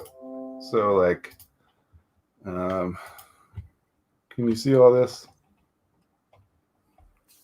So this is something I did for a presentation a while ago, but like, his kind of influence, he read all these people at the top and among a bunch of other people to get like some of their like more mystical stuff, and took that. And he also supposedly talked a lot with like his grandfather as a young child, who told these amazing stories of like outer space stuff. And then his grandfather died when he was 6, of course, like just another tragedy on tragedy on tragedy. And then during his life, though, what made him extra famous even after his death was he influenced all kinds of people, like the guy who wrote Psycho, right? Robert Bloch. The guy who created, Robert E. Howard created Conan, Clark Ashton Smith was really famous for a while there. All these other guys. And then August Derleth like took it and took the created a whole publishing house called Arkham, I think, around his stories, and got all these other guys, including Lynn Carter and L. Sprague de Camp, to write a bunch of like Conan stories and a bunch of other horror stories. And Ramsey Campbell, who's a famous horror writer. Well, all these guys a lot of them worked with George R. R. Martin. So that's like the direct relationship there, right? They're like 1 or 2 people away from Lovecraft themselves. They worked with people who worked with people who worked with Lovecraft. And they all took those ideas that Lovecraft and his friends created and created their own version of it. So like a lot of the like 60s Conans are a lot more sexy and all kinds of adventure that like it goes beyond what they were writing about in the 30s, even though those ideas were what counted really, and that's what got it started. So yeah, he was very closed in and scared of the world, and very much a racist. That's totally true. And he also inspired all of these other people to take his ideas and do whatever they wanted with them. So it's like such a mixed bag with him because of that,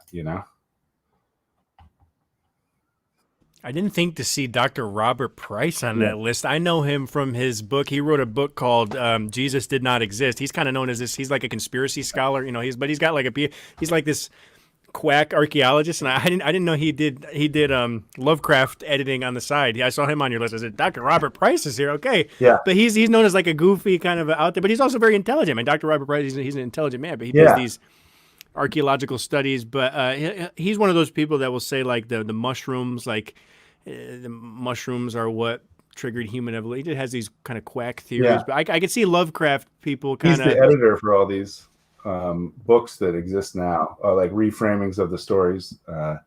So Robert Price, Robert Bloch, I guess, wrote this one, and then he edited it. Mysteries of the Worm, all these like Nyarlathotep books. They're all edited by Robert Price. So.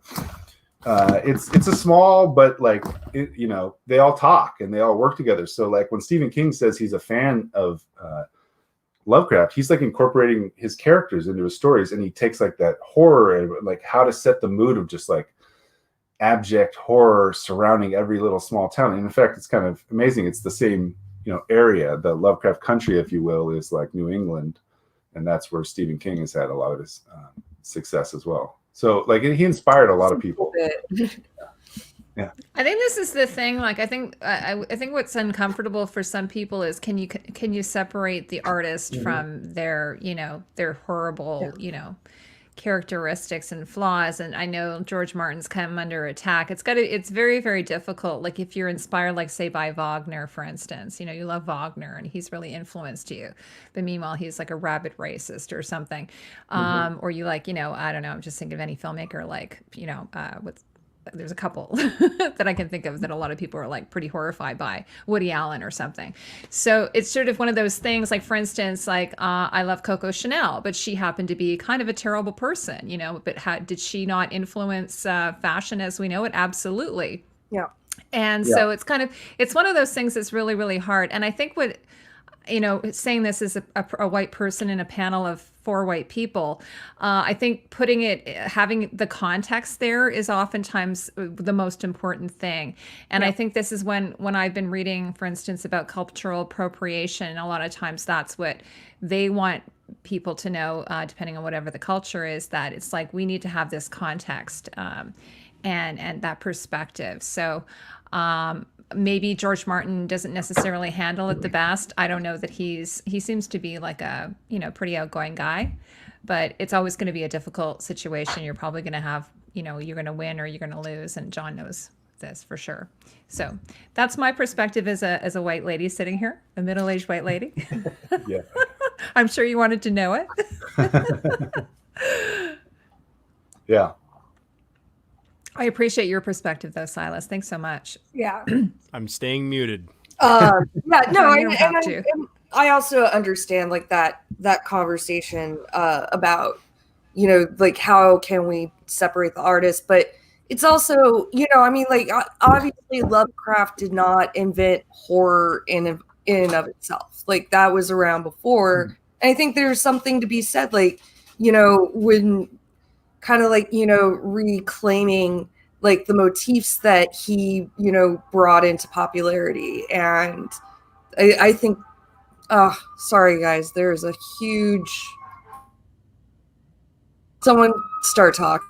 Yeah. I agree with you, Alicia, regarding that subject, because every time I go on social media, I can't seem to avoid it. And someone said, "Oh, you can just mute them." Like this is the thing. Sometimes with certain conversations, you can't because it's trending, and it's like, "Oh my God, I don't want to hear from this person anymore." But anyway, this is the problem with social media nowadays.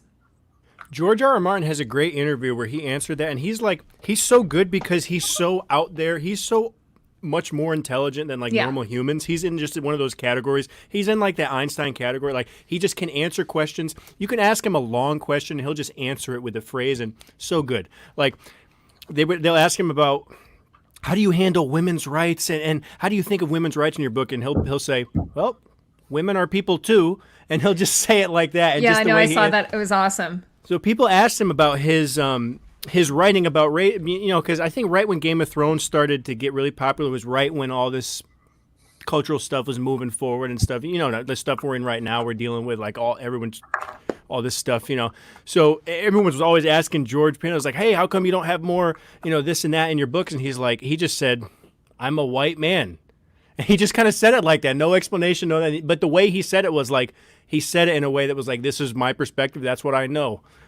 If someone else wants to do something else, I'd love to read it. But he just kind of said it like that because they were asking, like, how come all fantasy is like medieval England? He's like, that's what I like. And he just kind of answered it flat out. So it's like just a generational difference, people. But he answers those things really well. But, now that times are changing and stuff, we're able to see all sorts of stuff. So also, we should go back to the first episode because they do talk about this directly in the first episode where they say, Tick says, well, sometimes you just have to take the parts you like and throw away the rest because that's as good as life's going to get, kind of. When he's talking about being a fan of fantasy and sci-fi and Lovecraft right at the beginning. And I guess you all have to kind of come up with your own reason why you can. We're not going to get a butt shot, are we? No. No, he's, Oh, baby. the big old one that doesn't quite know where he wants to be at any given time. Yeah. So cute. Be in my lap. Anyway. Sorry. Yeah, last time we opened a rabbit hole like this, it was a 4-hour live stream. So Yeah. let's move on to the next. Yeah. And now we got 4 white We people have on to the panel. remember, It's though, like, to talk about the book within the story. We'll have to remember to talk Yes, about that. yes. I don't know if you guys have that on your list. We're kind of getting a little bit close to there. I might rearrange something, when he but came back. I mean, I really enjoyed that. Are we still talking about The sex scene and everything. Yeah. I just wanted to show the scene. I just wanted to show her lingerie. I got to play the track too, because that's the Alice Smith track was. Is that okay if I do that? I'll just show you her Oh, we got lingerie. lingerie. Yeah. Sure. Because I mentioned this before, because I think it was in the last episode, was it? Or maybe 2 episodes ago, where we got to see Letty's, corselet she was wearing, or bustier she was wearing. So I really enjoyed this scene, and Rebecca got this for me. Thank you so much. I tried to lighten it up a bit.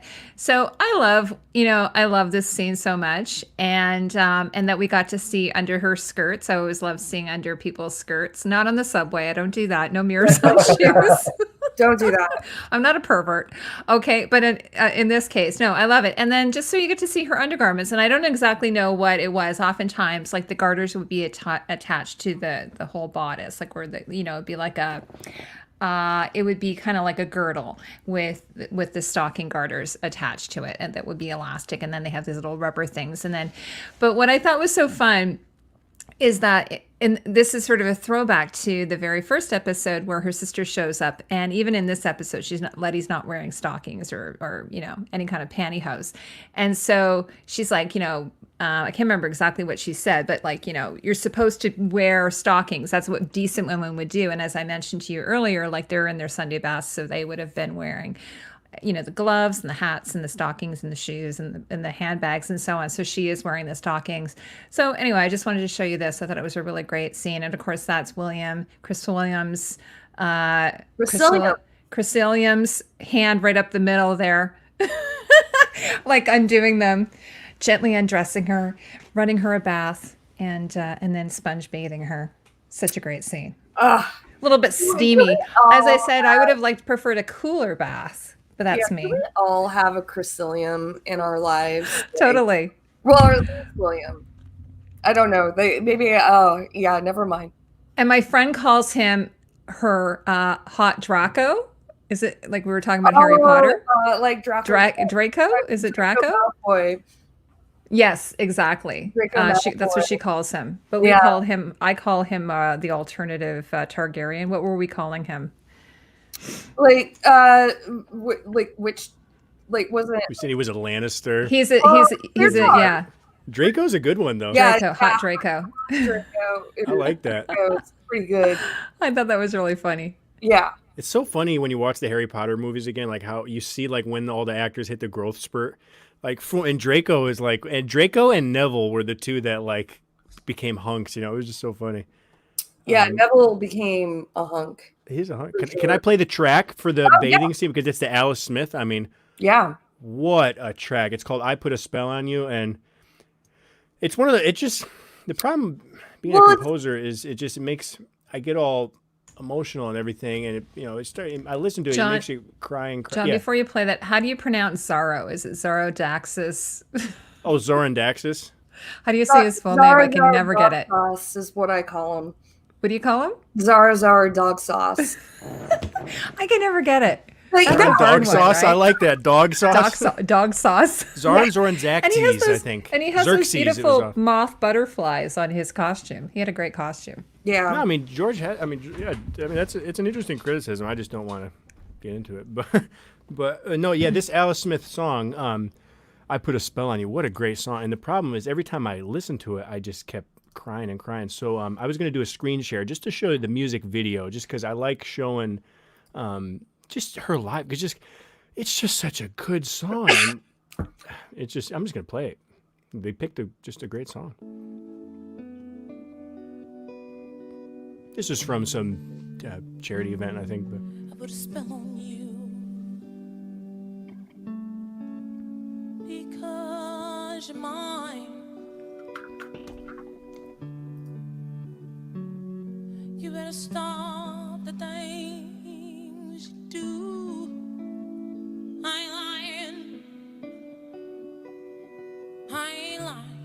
comments said it's an outdoor concert, 100-degree You know I heat. can't stand it. You're running around. You know better, daddy. Can't stand it. 'Cause you're putting me down.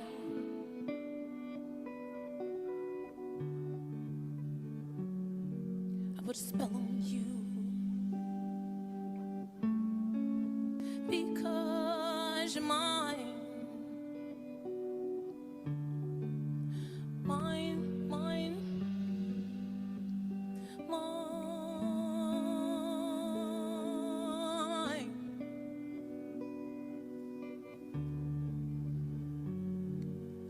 I love you, I love you, I love you, I love you, I love you, love you in and out. And I don't care if you don't want me. I'm yours. And they played about that much, but what a great freaking arrangement, whatever you want to call it, Matt, for Christ's sake. I mean, a great arrangement, a great song. I mean, probably one of the best songs, I mean, that I've heard used for a sex scene, or not a sex scene, just like just like a touching scene, you know? There's a scene where you're having emotional connection, because it's the lyrics, right? They're doing this thing where they use the lyrics again, like I put a spell on you. So it's this very Lovecraft Country thing. And I said this last week, that Lovecraft Country is becoming its own art form. It's becoming one of these things that the film students are going to be like studying. You know, it's one of these things where how they use the music in this show is very, very deep. And it's the lyrics, it's the story. And I think there's even the arrangements they license, and there's a lot of thought that goes into it, and I could tell there's also a lot of money, because every week they are licensing a lot of songs. So God, or whoever, Thor bless, whoever blesses the music department, because it comes from the top. And good job, HBO, because it helps all the stuff we talk about in Creatives Guild. All these nerdy things are what makes a good TV show. And when you have a good TV show, it just makes life good, you know. So music is such an important part. John, did I tell you my Rolling Stone No. licensing story? They're gonna ban you? So this video that I was working on a couple of weeks ago, the cinematographer on it, his friend works in LA, and he said that he worked on the Jerry Seinfeld special, and they wanted to license a Rolling Stone song, and they said $750,000. Which is what it was going to cost. And they go, we don't have the budget for that. So Jerry Seinfeld called Mick Jagger in front of him and said, you know, can we get the price down? So Mick Jagger said $150,000. Hey, Mick Jagger, can we get the price down? You did $750,000 for this song, you know? Come on, this is a while back. It's a pandemic, man. Oh, okay. I don't know that Seinfeld's is connected now, but this is when he was sort of in his heyday. Yeah, well, and I wonder, and again, like, he was dating 16-year-olds back in the 90s. And I don't know, like, what, because I know, like, HBO is part of, like, Warner Brothers, like, I'm sure, like, there's some, like, some of the music falls under some of, like, the blanket, falls under some, like, blanket licensing, but yeah. I think they get a package, ton of money on music. Sure. And you guys know, this is, like, you know, just a different cover of, like, the Marilyn Manson I Put a Spell on You. So this is like the original, like, Screamy J. Hawkins. I hated the Marilyn Manson cover. Love this cover. Like, this cover is amazing. So, but yeah. And Matt, yeah. Oh, Matt saying that both times they used the song for them. It's sort of like their song. Yeah, like, so, like, no, the original, the first time they used it, it was the Marilyn Manson cover. Mm-hmm. But who's putting a spell on who this time? Huh? Who's putting a spell on who this time? Well, that's the question. That's the big question, I think. The question. Mm-hmm. But the Screaming Jay Hawkins is, like, I love Screaming Jay Hawkins, and there's a little bit I kind of wish, like, at some point we would be able to hear that one, but I doubt it. But yeah, is there anything else we want to talk about. You want to talk, or have we talked enough about like the skin shedding? Did you guys want to talk about that? You have the pictures. I don't know. I have some pictures of some of the blood from later, like late in the episode, but we're not. Later in the episode. Yeah, like with the Shoggoth. Oh yeah, no, that's later. Do we want to maybe just like go ahead and move on to Letty and Christina in the church? Oh yeah, sorry, we haven't gotten to that yet. No. I really like this episode, and one of the things, like, I felt that there was a lot of good use of camera work that you don't quite see on the regular in this, and sorry guys, because like we have limits to like the amount of like the time limits for clips, but the shot of Letty, and do you have that shot, that screen grab? Yes, her sitting in the pews. I do. I have it. I'm just here. Let me find it. Pew pew pew pew pew. Here it is. So this shot, this like and what we call a long shot. So the camera is just like slowly tracking in, and it was like I looked at it today, and it was like a full minute that they sat on this one shot and that slow tracking. And they did a lot of good slow tracking shots in this episode that I just don't really recall. We'll go back through later on and see it, but it was just something like we haven't. This is not a show that likes to sit on things and like let things breathe and take some time. So, yeah.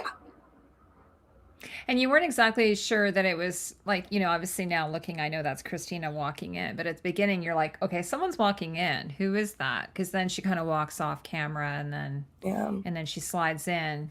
She doesn't seem too upset. Like she doesn't, Letty doesn't seem to be surprised. Yeah.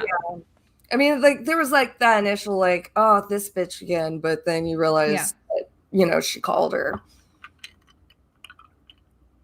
Yeah, she called her there. Yeah, and that wasn't even really explained very well, wasn't it? When she said that, I'm like, okay, I guess I get it, but I don't know why. I mean, when did that call happen? Like, I was thinking, okay, what's the purpose? I mean, what deal is she? And she, okay, she's trying to protect, Tick, I guess, a magic spell or something. But they had to. I was thinking she wanted to meet her in a church because Letty is so faithful. Like I keep saying, she's got this blind faith. She's a very religious, very spiritual person. I think she fears Christina. I mean, she fears this evil. She doesn't like getting into this shit. Like she's getting dragged into this demonic nonsense that is completely against her values as a good kind of this Christian lady. So I think she met she met Christina in the church as like a kind of a form of she's trying to protect herself, but it's so vain. It's so like it's that I call it blind faith because it really is. It's that blind faith, that blind love, but it's like it's almost like those exorcism movies when they go to the church to try to protect themselves, and then the demon will just break in and kill them all anyway. It's like I don't. Maybe she just wanted to go do some prayer, but you usually don't do stuff like this in a church. Like you don't go. That's like a kind of more of a Catholic. I think she just wanted to maybe meet her for a little bit of protection. And then when they started talking, I never kind of despised Christina this much until I mean she's kind of cool, but I'm starting to really dislike her. Just her tone is getting. She seems like she's a little more on edge. Like she has a purpose now. She has a mission. She just wants to get shit done. Like she's always a little rude, but she just kind of forces the spell. She forces the mark of Cain on her and stuff. She kind of does it in the church, like tongue in cheek. She says. Like, Letty asks her what she's doing. She's like, well, what do you care? What do you want? So she's being pushy. So I really didn't like Christina in this scene. And I think I love Letty. I think she looks great as always. I like the bracelet. Is that a diamond? Yeah. Is that a diamond? Is that a what is that rock in there? I think it's a watch. I think it might be like a bracelet watch. Oh, it's a watch. Yeah. Yeah, my mom had one like that. I love her. I love this outfit on her. This is sort of her like. I like the religion. She's got really great arms, and so I like how it's always like they're a little bit higher, but she always wears these really really cute fitted tops. This actually top has some cute details, and then she has her little fitted pant, her high waisted. Do I have great arms, Heidi? Do you? Let me see them.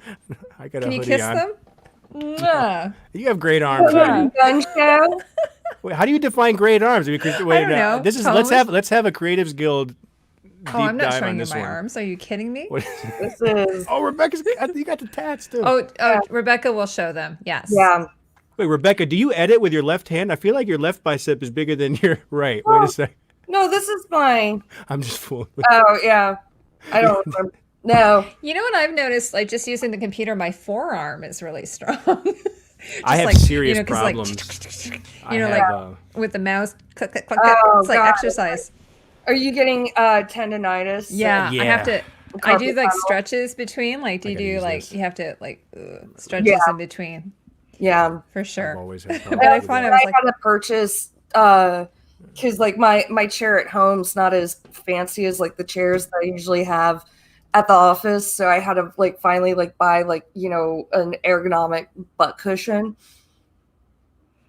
well, that's interesting. Alicia's saying in the books that she's very spiritual from the beginning. Yeah, because I guess I got the impression in the show, especially after like that first time we saw her in church, like I got the impression that she hadn't been to church and it was all this crazy shit that was bringing her back to the church. But yeah, Yeah, I thought the same thing, Matthew. Yes, I thought that as well. that it would like she used she was using the church as a protection ship, like protection, but No, I meant I was worried that the baby would be harmed by the spell. oh Yeah. yeah, I wasn't.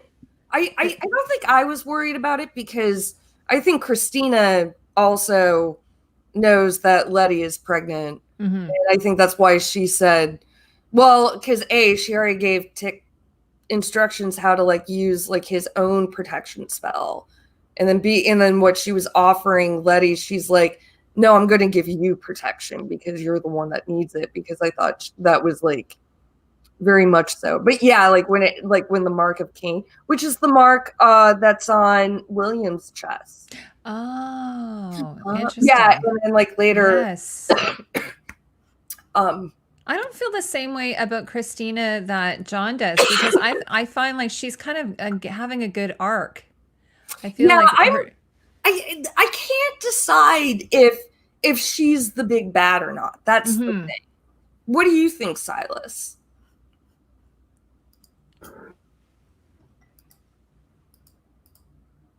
Go ahead. Say that again. Yeah, what do you think? Like, what do you think about Christina? do you think she's the big bad, or do you think she's a little more gray than that? Mhm. I think more gray still.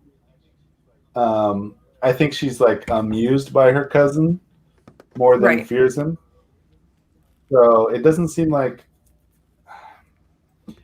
I mean, maybe she'll turn and it'll end up being she's some evil monster. But I get the feeling that there's some other monster waiting that they get to confront, whether it's big R racism or it's like a cop who is little R racism, or it's more like an actual monster, which would be some sort of combination thereof. It seems like that makes more sense. So Yeah, well, because after what she did with, after she had that conversation with Ruby, and then she did, she had that attempted, like she arranged to have herself murdered or what have you.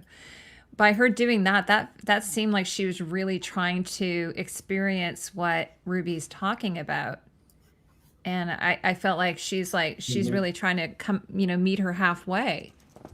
Because I think, someone in the chat pointed out that it mirrors a lot of what happened to Emmett Till as well. Oh, it's exactly. yes. Yeah. Oh, yeah, it is. Exactly. Yeah. Which Exactly. I didn't get, so thank you for that. But it ties in exactly what you're saying about trying to feel that, right? Yeah. Yeah, there's an historical example of what happened to Emmett Till that is in the record, and it's historical. So they took that, and then they are see, I didn't know that, and I didn't know. This is the thing on why you need to watch the show a couple of times. I didn't realize that the character in episode 4 was the same character, and I didn't understand that it was his death, and then I didn't understand. So I was like, oh my God, what's going on here? But after I read about it, I was like, oh, okay, this is actually a historical, figure, and it was a very famous case. And of course, the two people who did it got off, and then because in a case of double jeopardy, they ended up getting a book deal apparently. And it's funny because I don't mean funny in a humorous way, but it's ironic, I guess you could say, that things really haven't changed that much because, there's two people who killed this young man and murdered him, and yet they got off because it was an all-white jury. And then they went on to have a book deal where they admitted that they did it, but because of double jeopardy, they couldn't be charged again. So that's what spawned the civil rights movement. Part of it. Yeah. Yeah, the chat is so good right now. But yeah, because the Cain thing is very important, because Cain in the Bible killed his brother. So I noticed that spell as well, and I didn't want to lay into it too much. But yeah, Vanessa, I think their magic really has to do with this son of. I haven't tried to. I've noticed the biblical references every week, and I haven't been able to get a good, even my crackpot theories, I haven't come up with one yet on how to tie the Bible weird stuff that they're doing with the magic, because it's not even Bible stuff. They're not talking about Noah, they're not talking about Moses, they're talking about, it doesn't even need to be Bible, actually. It could be pre-Bible. The Bible was written down 500 years after, so it could be Adam is, this Adam thing could be this ancient thing that's not even, we're saying Bible and she's in the church, but this is this old kind of, obviously Titus has access to some crazy shit. This is some old shit, and they're racial, so it's this pure thing. But yeah, the whole connection of it sort of makes sense, but it doesn't. But I see where they're going. The language it doesn't have any distinctive. I think Alicia mentioned in earlier streams that it kind of sounded like maybe a little bit of. I didn't even know what we were saying, but we were trying to guess what language it was. But it's its own thing, and they seem to have their own twisted interpretation of everything. But they're very powerful. The magic works. That's the thing. Whether it's a religion or not, the magic works. So somebody's in control. Somebody's playing somebody. Somebody's pulling the strings. So the magic works. They do the Mark of Cain in Supernatural, Alicia. Yeah, with Dean Winchester. I don't know if anyone is watches Supernatural, but yeah, they definitely did the Mark of Cain. And I wonder, so in the subtitles, because I always watch it the second time around with subtitles, and it's a made up language. It's not a real language. Oh, okay, that's the language of Adam I believe is what it's called.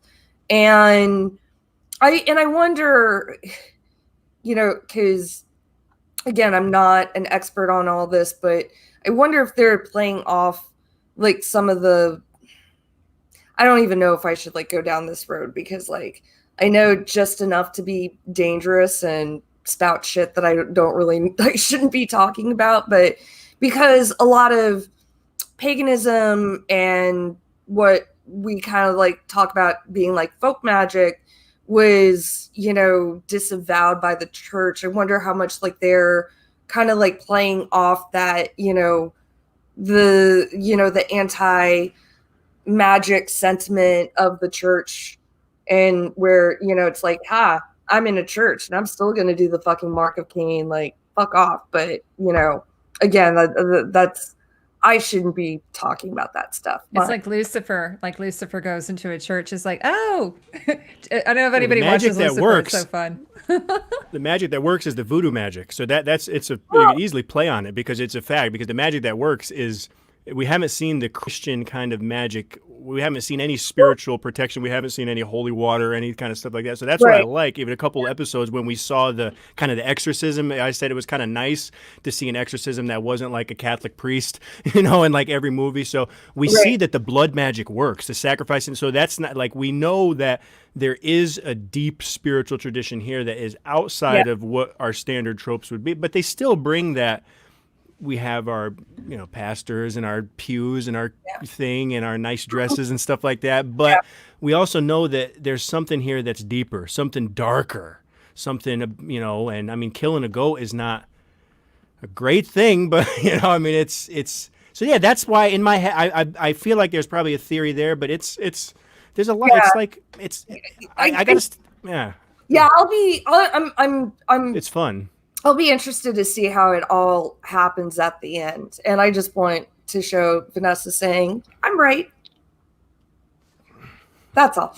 All right, where are we moving on to now, guys? Like we're a little Can I talk about Christina's dress?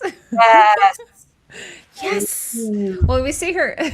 I mean, she's just walking into the church here, but anyway. Well, and I say dress, but then I was looking at it and I'm like, I don't even know if it is a dress. It might actually be a bodice, a skirt. I think it is a dress. I think so too. I couldn't tell if there was a zipper at the back. But let me just grab it here. So here she is. Like, I swear to God, doesn't this look like a photo shoot? Like it looks like something out of a photo shoot. That looks like a Vogue cover. It does look like a Vogue cover, and it was really funny because I did on the weekend I did a live stream about Tenet, the new movie Tenet, with my friend Christopher, who came on, and he's like a fashion expert. And I was talking about wallpaper, and I said, I love wallpaper so much. I was thinking of maybe starting a channel just about wallpaper, just as a joke, like wallpaper in film, because I love the wallpaper in this scene too. So just the whole thing, it looks like something out of a movie, out of a, like you say, a Vogue spread or something. I think I have another picture of it here too. So anyways, yeah, it's just beautiful. And the other thing I like is that because, she's Christina, she's Christina, the more femme here, but she still has a little bit of a slightly bit of masculinity with this sort of cummerbund kind of thing. Reminds me of like a cummerbund that a man would wear, like just a higher waisted one and very, very feminine and the full skirt and everything. And the fabric looks sort of like a taffeta, silk taffeta, maybe a peau de soie or something really elegant and beautiful. And the color is just, love the color so much. So, her, everything she wears is always on point. Totally love it. Although Ruby's still my favorite. Can you imagine like having this as one of your everyday dresses? I would love it. I would love it. Oh, what am I going to wear today? Well, we obviously imagine that she's, got a closet full of beautiful things. And I think, honestly, like this actor doesn't get a lot of, credit. I think she's doing a great job too. Yeah, I think she is too. So, because speaking of Tenet, the actress that's in Tenet was supposed to play this role. The British actress from Tenet, but I'm actually really happy they went with her. Well, first of all, she's just so unusual looking. She's really like, she looks a bit like a cat or something. Like her eyes are so like blue, and she just has like a bit of an animal quality to her, I think. So maybe she'll turn into an animal. That might be interesting. Maybe that'll happen. Yeah, I noticed, like, I wonder how much of it is like, like illusion of the, like, her eyeliner. That's Yeah, just, her like, makeup, her Yeah. It's possible she's maybe wearing a contact lens. Like it's possible, right? But I've seen pictures of her eyes are slightly unnatural, sort of like the girl from, I think we talked about this, the girl from The Witcher. She kind of has really unusual eyes, but they definitely did enhance them post for The Witcher. So she's just, anyway. She is a model too. She's like an She was, Australian model. yeah, I think you're right, Silas, right? She was a model. Yeah. This is my first time seeing her, though, so I'm really glad she's in this. And Alicia thinks she's definitely a villain. She's just packaged up too nicely to not be a villain, perhaps. Yeah. I don't know. I mean, I agree with Silas. I think she's great. Like, I don't think she's going to be a hero by any stretch of the imagination. But I don't think she's really going to let our heroes die. Yeah.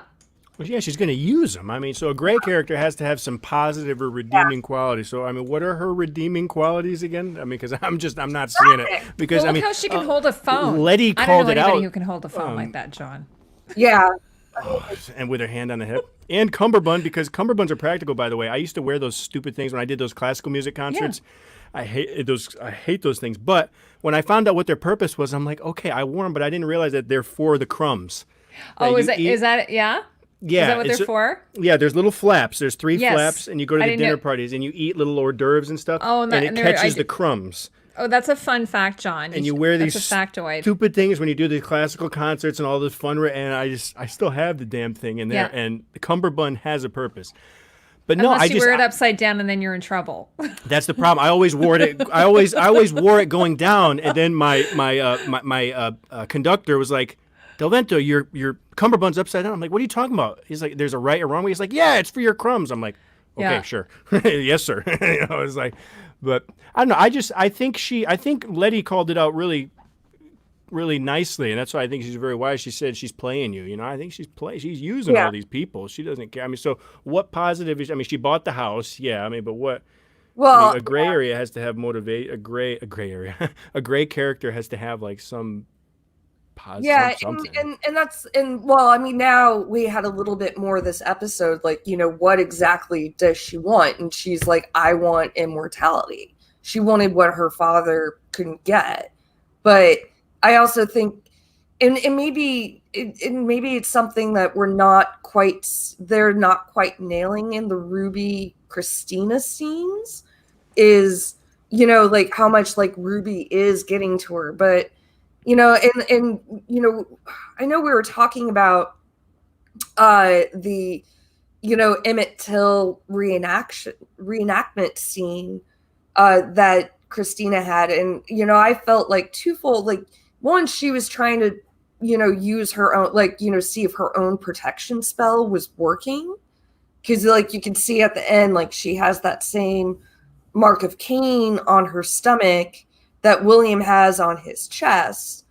But also at the same time, I do think she did do that to a certain degree because Ruby challenged her, and like I think there is definitely a connection. I think like we're gonna figure out more what Christina's deal is and what her like connection to our heroes will be next week. Yeah, I know Matt knows it, because if you guys don't know Matt, he's a musician. So he's a musician. He's a piano player, and you know it, man. I know, because sometimes you go to these gigs and they make you dress, and they send you the dress code sheet. You're like, fuck, I gotta wear a tux, and you put the cummerbund on. You realize the thing's got an actual purpose. So you learn something on the Creatives Guild. But Yeah. I hope your gigs are doing well. I know these days it's everything's closing I like down. it because it kind of covers Again. like oftentimes if a tummy. man has that sort of spot between his Fupa. pants and like a little bit of a muffin top, it kind of smooths pooch. things out. The pooch, it kind of smooths out the pooch a bit. That's why I like cummerbunds. But on women, I always think that like it's kind of like a wide belt, a little bit like a corset, sort of outside the outfit. It always gives a nice finishing touch to it, and it emphasizes the bust. And I always think it's like a really nice, flattering look. Be right back. I'm gonna grab my cummerbund. Okay, you do that, John. Are you gonna put it on with your hoodie? Yeah. Oh, and speaking of that, we should chat very quickly after about our Halloween special and what we're gonna do for that. Because Yes. we're gonna talk. We should get everyone to dress up and send pictures and stuff. Yes. I mean, I don't think I have anything else. I don't think I have anything else. Oh, except for the last scene, I have a few things for that. Oh yeah, I mean, I still have we have some. Well, let's go on to like Tick and Montrose Sure. in their scenes, and I know you wanted to go over, but I'm just gonna skip to like when they're actually doing the protection spell, and like I know we've kind of touched on it a little bit before.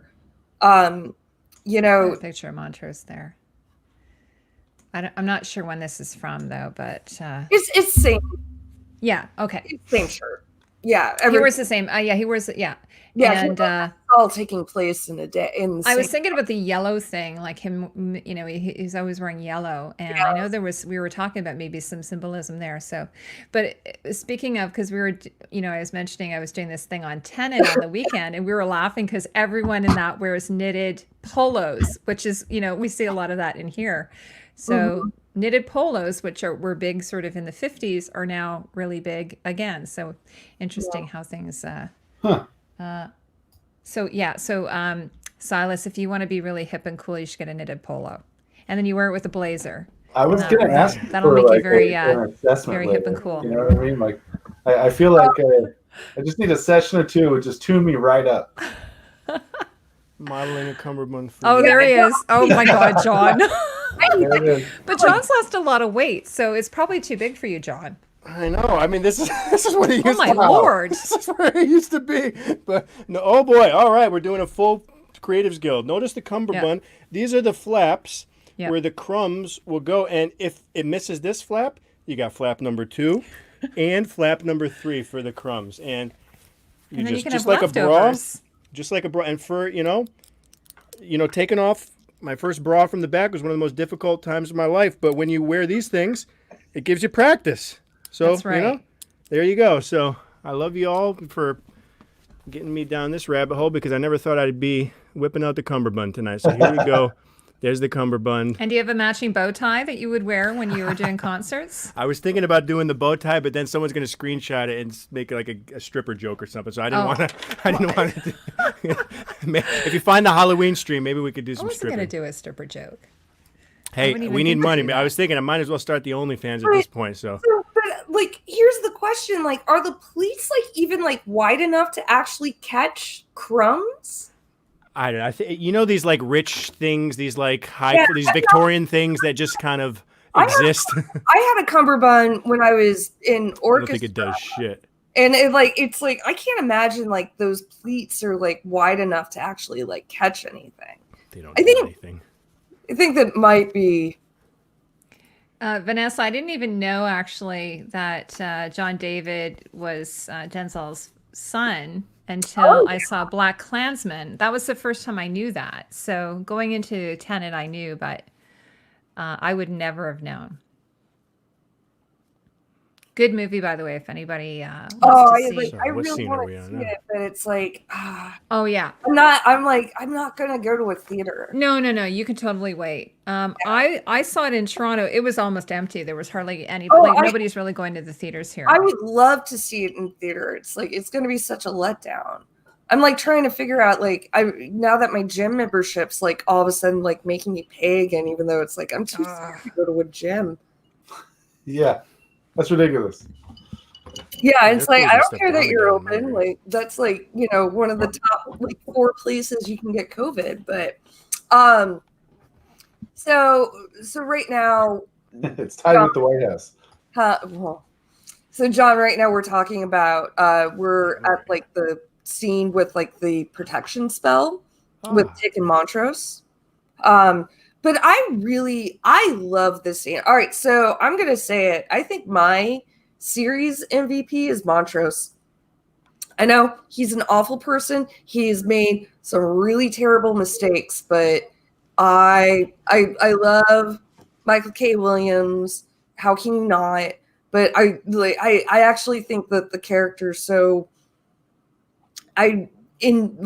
has so much depth and he's my favorite. But I love Ruby. I love Letty. I love Tick. I love Dee. I love all. I feel like Montrose is being set up to be the sacrifice, though. I agree. Yeah, I agree. for the finale. Or Yeah, what have you. I don't see Montrose making it, but you never know. But I really like this scene. It was, again, we've talked before about this is not a show that takes his time and paces things out slowly. But the protection spell scene was very slow. The music was great. The pacing was great.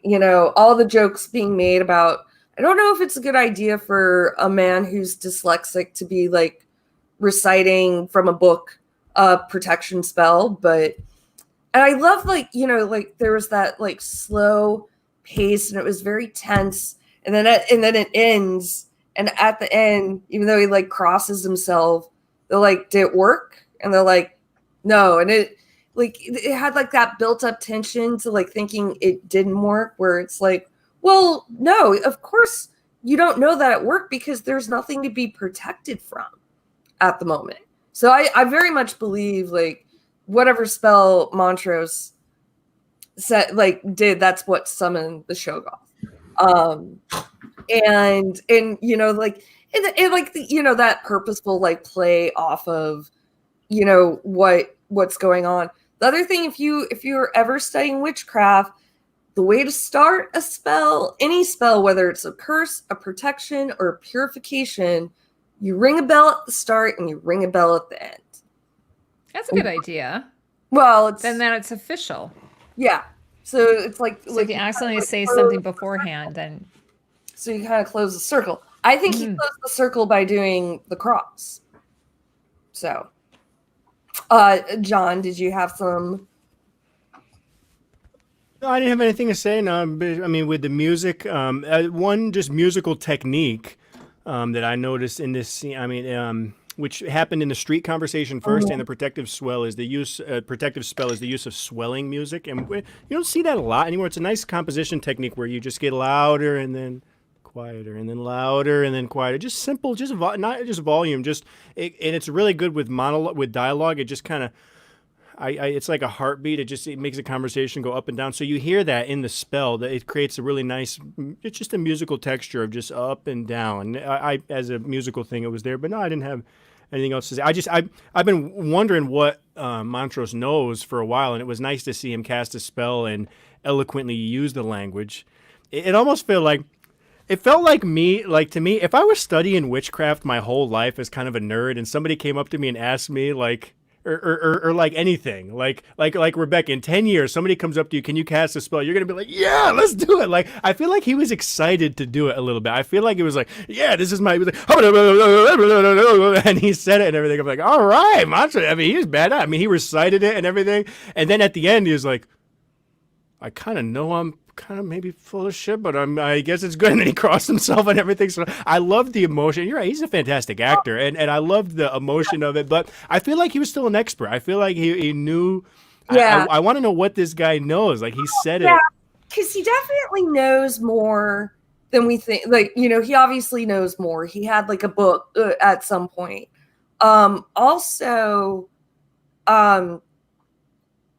crap.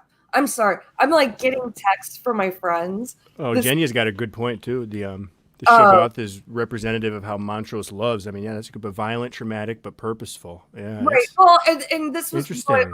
my original so one of the most important things that like Christina says at the very beginning, and this is very true for witchcraft. Like the most important thing of witchcraft is intent.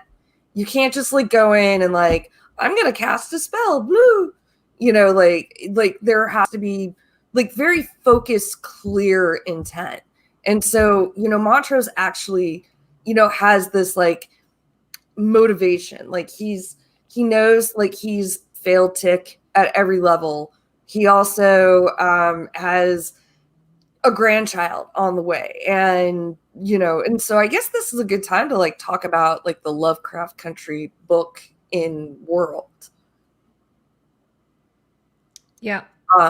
You know, like the you know, although obviously like the book, you know, it from what, again, I haven't read the books, but like from what Tanya told us a few weeks ago, you know, they basically laid out all the differences. Like Christina is actually a man and sacrifices tick. Like it's all the differences, except it's written by, you know, George Freeman, who is Tick and Letty's son, which obviously is not who wrote the book in real life. But yeah, it was really funny because, like, I think just last week I was reading an article on, you know, one of the online magazines saying the differences between the book and the show. And so I'm reading it, and then, you know, of course Tanya was talking about some of that stuff as well. And then, you know, in the show, it was like, it was so meta for them to talk about the differences between the book and the show. That was really super meta to do that. They've been very meta from the get-go. Yeah. In acknowledging Lovecraft's racism and also their love for, you know, that it did not deter their love for sci-fi and fantasy. You know, I mean, in some ways, like all of the different stories about fandom that we have definitely surround white fandom. Let's say like Stranger Things or something, where they're like D&D fans, you know. So it's really interesting, especially around a Lovecraft story, to have this story of not just like people suffering from racism, but also like fans of fantasy, kind of like us, in some ways, and like they're and how nerds. they reconcile the world that the author's promoting. Yeah, it was funny because the other day I was watching, I can't remember the actress's name, but she's married to the actor who plays Elseed on True Blood. And Sophia Vergara. yes, yeah, so she's so funny. But she was talking about how he is a huge D&D fan and in real life, IRL. And she says it's like he has a different body within his body. Like she's like, he's like, it doesn't match because he's so handsome. He's so like classically handsome sort of thing. But then meanwhile, he's this big time nerd. And I think even like Henry Cavill is a bit like that too. Like he built like a Hackintosh, which my husband built a Hackintosh. It was like, oh my God, like my husband and Henry Cavill have something in common. That's sort of weird, to me. So I'm sure they look so totally alike as well, right? they do. And my husband actually looks like, you guys wouldn't know. Well, he looks like the lead singer of the Tragically Hip. I don't know if you guys know that guy. He just Googling passed that. away. Yeah, that's who he looks like. Well, you guys I think have seen him, John and Rebecca. Oh yeah. Yeah, I've seen him. Yeah, he's the best. Or Kurt Browning best is the other producer one. husband ever. Kurt Browning's the other one he gets, but he's a figure skater. So I don't know if you guys know him. He's a Canadian figure skater. So Gord Downey or I'm sorry. Did you say Jared the Subway guy too? not Jared the Subway guy. So Alicia, I need to defend Montrose for a minute. Oh, is he a pervert? I didn't Guys, know I that. need to defend Montrose. Like, yes, Alicia. Oh yeah, AK's going at Montrose in the chat. You're He's going wild wearing tonight. he's wearing knitted and polos though. everything Montrose has done up until this point is wrong, and he knows it. Like, you need to let this character grow and character development. He's going to be the one that saves the fucking day. I mean, so far he despite being dyslexic, he did that fucking spell right. So Montrose MVP. Sorry guys. I had to do that. Yeah, I think what I love about this show is that, not having read the books, but all the characters, good or bad, with the exception of maybe the racist cops, are, have these wonderful arcs. Yes. They all are growing. Some of the things I don't think have been paid off quite yet. Like, we haven't had, they haven't been paid off. Someone was saying Hippolyta is their favorite character too. But, I love her. She had a holiday this episode, but we'll see her soon. I Matt hope said that better. was her favorite. Yeah, And it was kind of like Lost. Like they've taken their time with each character, so it's like every character gets an episode that focuses on them, so we can learn a little bit more about them, and I love that. It's a very unique structure. I like it. I like what they're doing here. I like it's very different. Every week we're one stream we were obsessed with Letty, then we're obsessed with Ruby, and we're obsessed with this. Alicia's bringing out the big guns now. Uh-oh. What is wrong with Catelyn Stark? Well, actually, no, I don't really like her either. Okay, that's fine. I like her costume stuff. Well, Catelyn is so funny because I'm sorry, Catelyn Lisa, and I guarantee you that was and we'll fight about this later because we do want to move on. Well, we need to move on to that scene. Yeah, I know. We'll come back to Game of Thrones after this series. Invite me back for that one. Oh yeah, Silas for sure. Yeah, we're yeah, not we have going some big anywhere, ones. brother. yeah. You need to let Yeah. people grow, and if you don't have forgiveness in your heart, Alicia, I don't know. I never let Jamie Lannister grow. We're gonna have to let Alicia come on here and Yes, I love you, I was going to say Alicia should come on like next year for our birthday or for our bash. Just bring everybody Yeah. on. Yeah. We could do that. My personal streams that I do on my channel, I started just throwing out the StreamYard link in the chat, and I just let people come in at the end because everybody wants to just yell at me and berate me and stuff. So I just like, all right, come on, guys, and let's. So I've been and I think Tony does that too. Maybe the recap, we could just let out the link for everybody. Come on in, click it. We don't care who you are, but yeah, we should get all the crowd in here. AK, Chrissy, Linda. I didn't know Linda has a channel too. She said Linda's got a channel. I'm gonna follow your channel, Linda. I didn't know she had a channel too. Is so it a everybody, photography channel? I do like chats just Linda? like this. Is she Game ha- of Thrones coping chats. Oh, Just well, like us. Alicia and I should go there then. Yeah, Yeah. I think she goes with LMR. And Elamar, yeah. They do We it should. Yeah. Oh, excuse me. Except at this point, it looks like House of the Dragon's not going to be out for another 2 years. Oh yeah. We I ain't going anywhere. I can't imagine that it would. Yeah, like it wouldn't be until 22, would it? Yeah. I mean, they weren't saying 21, were they? Some of the bloggers might have said it at first, but I I think it's don't gonna be think 2022. I think pre-COVID, it was initially Yeah. slated for 21. I think it's 2022 because Dune's not even coming out until October 2021. Oh my god! And Batman, like the well, Batman. they're still shooting. But like we've seen so much footage already for Dune. I'm like, really? Another year? Yeah, but I mean, but wait, so they're not done cutting? Well, they're not done. I don't know. Is Maybe it they're not like- done shooting it. Everything, yeah, they're.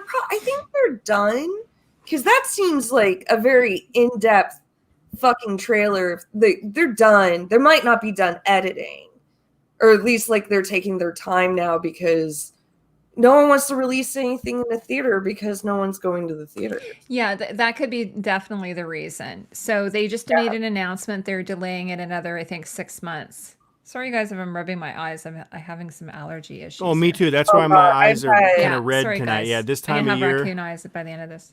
I got it's so itchy, so itchy. Yeah. I mean, it's getting cold. That's not what I'm wearing red.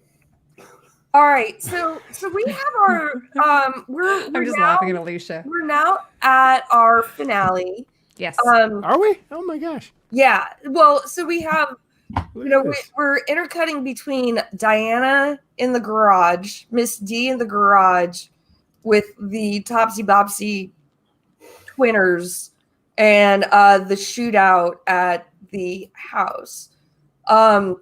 Which one do you guys want? We haven't talked about Diana in a bit, so Miss D, if you're nasty. That's what I was Miss D, if thinking you're of. nasty. And I know Jenya's brought up a couple times that Topsy and Bopsy aren't kids; they're adults. The people playing them, yeah. Just a In the book, Uncle perspective. Tom's Cabin, she is like a girl. Yeah, so I love our chat so much. I want to shout out all their points and everything. Yeah. We haven't talked a lot about Diana, but one thing I did notice is that she was a lefty. I caught that when she was writing. She's a lefty, so Oh. you know what do they say? Lefties are more logical. I don't know. I don't know, whatever. That's what my dad used to I thought say. you were going Right? to say good in bed, John. Oh yeah, lefties are better in bed. I don't know. I mean, Ambidextrous are better in bed. I'll tell you that. yeah, well, she could have taken just like a left-handed, like, because it's from. Oh wait, no, she was drawing. She was sorry. drawing with the left hand, so I would notice those weird things because she's just like a smart kid, like just I'm really going to ahead. picture of her in the ahead of her garage. years. I have like a very intense other thing going on. My friend, her husband ordered a bag on Amazon, and there's like something heavy in the bag, like a messenger bag backpack, and it had like a fucking clip of like 9mm bullets, like hollow point bullets. So my text message thing is going. Oh my God. That's how they do it. Huh? America. Yeah. My, They let my that get in New sister-in-law- York? Holy shit, look at that. My sister-in-law bought a. Woo. It was shipped from Amazon. Wow. Oh, yeah, buddy. My sister-in-law bought a gently used Mac, I think from the Mac store, but there was a problem with it, so she took it in, and it turned out there was a condom, like a used condom in it. In it. Like yeah, an like iPhone? shoved into the disk drive or what have you. Yeah, Wait, they're wait, like, that's why it's not working properly. An iMac or like a like a laptop. They put it in, I guess, the disk drive or what have you. Oh yeah, my isn't that nasty? Jeez. The things I have a that question. I have It's pretty so clever, many though. questions. Well, yeah. Move on. Apple's latest security update, by the way, is fantastic. They're doing great. I mean, I'm telling you. On the phones? Yeah, on the phone, because they have an option now where it's like, do you want us to send your information to third-party people? They actually finally ask you. I mean, I don't believe it. I don't buy it, but it's just Right. nice that they actually ask you. Like, oh, it's nice. But First I have off, a Heidi, picture- I'm assuming that they wanted to be really safe on the internet. They did, yes. Yeah, that was their security protocol. Second off, I gotta give it to Diana because she just like wasn't giving a fuck at the end there, right? She was Yeah. like, I have a Screw picture you to there the if you top. want, Rebecca. And then Topsy and Bopsy were messing with her, and she was just like, "All right, I get it, whatever, I'm done." And she just rode right by him, And Yeah. One of the things we were talking about in Tony's stream is that, her name is Diana, which is like, the Amazonian warrior. I know about that. And her mother's like Hippolyta. And actually, they talk about this in the episode that she's a goddess or what have you. So we were like, she doesn't obviously have the lasso or what have you, but she was gone. She did kind of go full on warrior here. That's awesome. I hadn't made that connection. I love that. That was Tony made that. I didn't come up with that. Thanks, How Tony. old is she supposed to be, by the way? Because this is what I was wondering. You know how kids are now. Like they have these 11-year-old giving great speeches, and everybody's so smart, especially the. I think she's about 12. This generation is so bright. Yeah, I was trying to say how young should be 12. Sorry, guys. Emmett Till was 14. Oh, okay. Okay, maybe Maybe something like that. That's pretty close. she's developing though. So yeah, she's probably going through puberty. She has so much angst in that face and everything, and kind of like Ruby, she just kind of has had enough of it, right? Diana straight up channel Hippolyta's anger and frustration in that 14-ish. final scene. Yeah. AK is fired up tonight. I love it. I love it, and we've I skipped love this over we skipped over a few of the Diana twin scene, but yeah, like at some point she's ready to face them head on. I love the way like she like drew them in to the garage where she locked all the doors. Like she basically left like one entrance so like they couldn't come up behind her. Mm-hmm. And absolutely terrifying when like Montrose finally gets there and we like get to see like what Montrose is seeing, which is, just poor Diana like flipping out and the blood coming up on her arm, like while he's holding her, like his like they're attacking her. Yeah, they got those claws, which I wish I had a picture of that, but they've got these crazy claws, which occasionally when she's walking, I think you see them just sort of brush her. I think there's a few scenes like that, isn't there, where she's trying to get away from them on her bike, and they just basically touch her with the claws. They're like who is it? They're like Ares Targaryen. I saw one, but to me it fingernails. looked like she had one long claw. I thought she had like one long. I couldn't tell if they were all long. I know the scene you're talking about, and I felt like I was wondering that. I felt like she had like this long pointer finger, but I couldn't tell if it was like a whole glove. I thought there was one scene where she like had all of them. Oh, yeah, I couldn't tell. They're kind of growing too. Oh, I know Alicia's that asking. Freddy Krueger. Alicia's asking about the scene where she's saying she couldn't breathe with Letty. That whole scene was kind of weird for me, to be honest with you. Like, do you guys remember that when Diana awkward. goes back to the mansion and Letty's running out of the house? Yeah, That was the scene with the girls like doing jump rope across the street, right? Mm-hmm. Yeah. You're And then muted. suddenly she couldn't breathe. And then the twins come back in. Yeah. I didn't quite. Yeah, there's something going on. I thought it was that she couldn't talk about the curse, or she couldn't talk about what happened, and so every time she tries, it like chokes out. Oh, okay. Okay. Oh, yeah, that makes sense. But it just seemed weird to me that Letty didn't kind of know something was wrong. Like she was just kind of like I think she just was in her own head there. So It's typical. Oh, there you go. yeah, so that's like Oh, nice. So each finger, right? like Yeah. and they're growing in that scene, like they're What a great shot. coming out. So yeah, this was. I feel like I say this a lot, but God, I think this was my favorite episode. Yeah, this is a great shot. They're like Mad King Ares Targaryen fingernails. No. Let me in. Stop that knocking, stop that knocking, stop that knocking, stop that knocking. You ain't better stop that knocking at the door. She was there. What's going on? Is that you, John? What are you talking about? What are you talking about? I don't know what you're talking about. No. Don't worry, kids. It's okay, Alicia.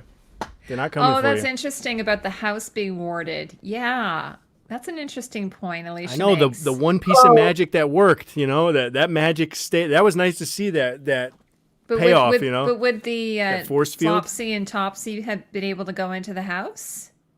I don't think that they would have been able to get in. I mean, it seemed like the force field was it seemed like such an advanced, because remember we keep talking about this. One of the real essential magics is just a force field, is a conflict. Well, so it seems like it blocked out anything magic. But so there are 3 types of spells you can cast. You can cast a curse, you can cast a purification, or protection. Well, in your branch of witchcraft, I'm sure. Yeah, I mean, what? Yeah, in your branch of that's declare witchcraft. magic, that's witchcraft in general. Yeah, okay. So obviously they have a protection spell on the house, and like I know Leisha and I were talking about this. I had like some theory conversations with my teacher, and he agrees with you. It's like, no, it's definitely not tapping into the same magic source, even though because like the methods are too different. But and so Rebecca, are you talking about how we have the protection of the house that was done by that woman versus what Christina's doing? There's 2 different types of magic. Yeah, they even though like they're both essentially protection spells, they're still 2 different magics. So like there's some people that have a theory that like it's all one and blah blah blah, but but it would be nice to see the ending battle being like the voodoo magic versus the Sons of Adam spells, a big but that's probably too cheesy. Yeah, I don't think we're gonna get any more kind of like Afro-Caribbean magic. I mean, because that it's one okay to call it voodoo, well, there are multiple, but yeah, it was. I think it was voodoo. Okay. But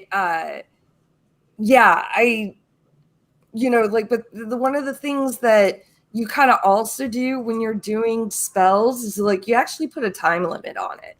So there's something like, oh shit, that spell's still working, because we don't know how long has passed, but it's been a while. But yeah, absolutely. Yeah. And one of the things a few people in the chat are talking about is how they were terrible babysitters of sorry. And I think that's sort of a trope, like we see that in horror movies all the time. So in It Follows, for instance, I mentioned earlier, you've got a lot of young people, all these things were happening to them, but you're like, where are the grown-ups? I think that's just like Friday the 13th, like any of those types of horror movies. The isolated young person is a common, a fairly common trope. I don't know what you think about that, Silas.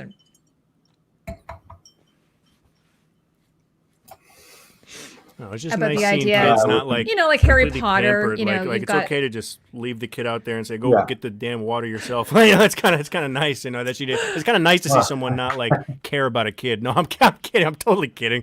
Well, she's isolated. She doesn't have her mother. I will help you. Yeah, she doesn't have her mother or father there, so they're sort of like surrogate, babysitters. Tough love, But I think because they're all in their own head, at the beginning they were like, oh, where'd she go? Where did Dee go? And then all of a sudden they just kind of gone off in their own little things. Well, they went to look for her in theory, right?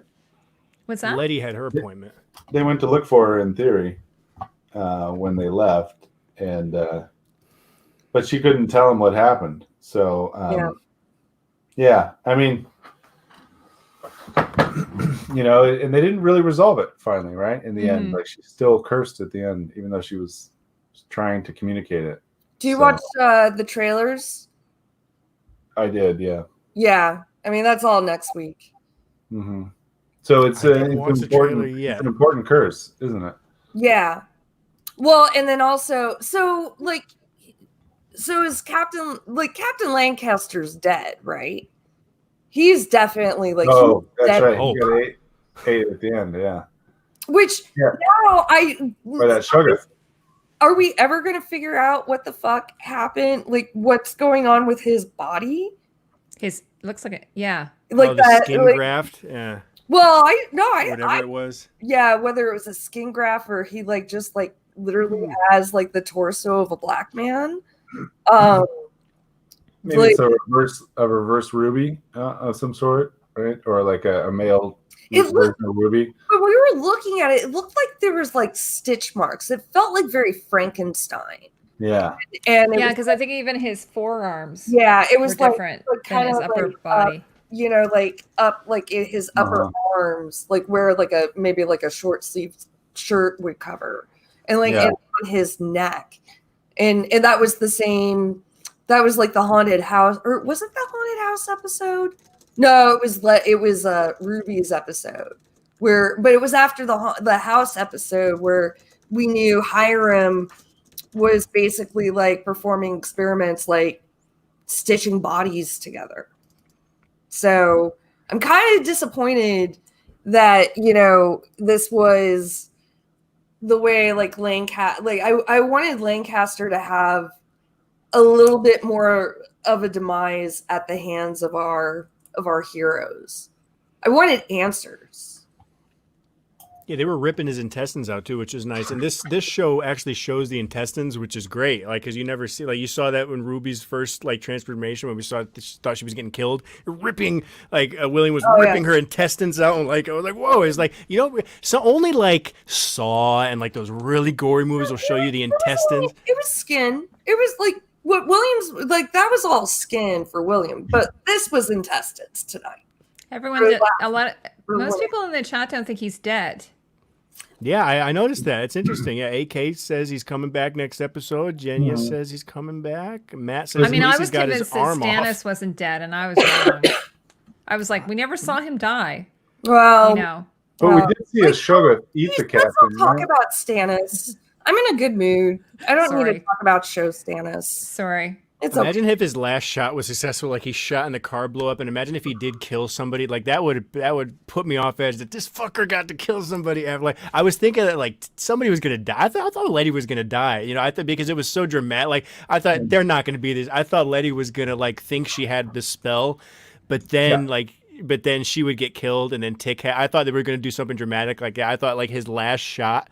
You know, because he was on the ground and his last shot hit the gas tank and it blew up the car. So I thought the last shot was going to, like, kill Letty, but it didn't. But it was so dramatic. But as usual in Lovecraft Country, sometimes it's a little too quick. Like, I want to let these, like when Letty got shot. Oh, it was so quick. It was like, damn, like, give me a little bit more. A little, like, 10 seconds. Point. It's like he's got some sort of magic going on. So, you know, I got a picture of him in the Shoggoth, which I still want to get like a little stuffy of. Hold on. Shoggoth stuffy. Yeah. Oh yeah, I'm with you. I did. I grabbed. Maybe the they'll do same some picture. merchandising. AK's point is really interesting because when they slow mode Letty's kind of resting bitch face, as they say, was it just me or were there things bouncing off her? I felt like according to Misha Green, the bullets were bouncing off of her. that's what I thought interesting because that's what I felt gave her the confidence to step up at first. I felt like she kind of It's kind of realized. like the warding that we saw in the first few episodes with the car, where they hit that sort of wall, and or where the other car goes over the car. So it's sort of like she's got this like a warding around her. I don't know if you call it that, but like a protection around her. Nothing bad can penetrate it. Yeah. I wonder what prompted Tick to actually do this. I mean, I wonder what prompted Tip to actually do this. Here's it. I got a few of these pictures from Misha's site. So this is before the blood. See, super cute outfit. Look at the lighting. Look at the tuck. Look at the perfect. You know what I'm saying? Tuck. Look at that. It's gorgeous, and I love how he's wearing white on top and black on the bottom. She's wearing black on top and white on the bottom. Sleeves rolled up to the wrist. Yeah, I know he looks so good in this. And then here they are. This is before all shit breaks loose. They're hiding behind them. But then I have these other pictures which are so good.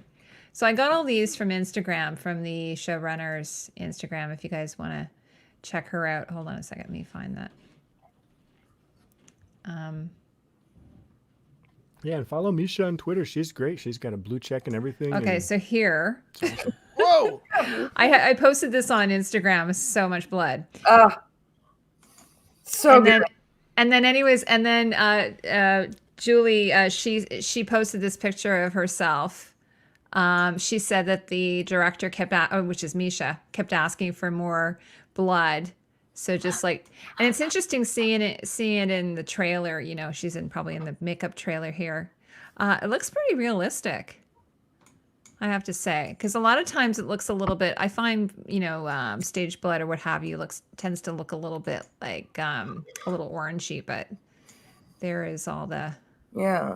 It reminds me of like that, like from True Blood, like that shot yeah. of Cookie. Oh, totally. Like the first time, like when they killed Long Shadow. Yes. Yes. So just, anyways, lots of fun. And her teeth look so white compared to the Well, with all but the it's red. also like, they have just the blood on her face. Like they don't actually have it in her hair. Yeah, or around I'm her sure eyes. it's like a work in process right now. Yeah, like I remember when they were shooting, Battle of the Bastards, and the director, I don't know if it's Stepotnik or whatever his name was, he just kept going, more mud, more mud. So they just kept like throwing it at them. So probably on set, like she's in the trailer here, but on set they just kept adding more and more. Although her hair does look pretty good. Yeah. Oh yeah, you don't want to mess that beautiful hair up with. No. So Tick and Misha are watching the shot, and Letty's just getting in the zone. I love watching the creative people just working together and just nail. I love watching like good people work, no matter what, even if like carpenters or whatever. I just love good people. Like I just like Letty's she's like, sometimes I never get to go on the set ever. I just write the damn music. So I love to just see him just look.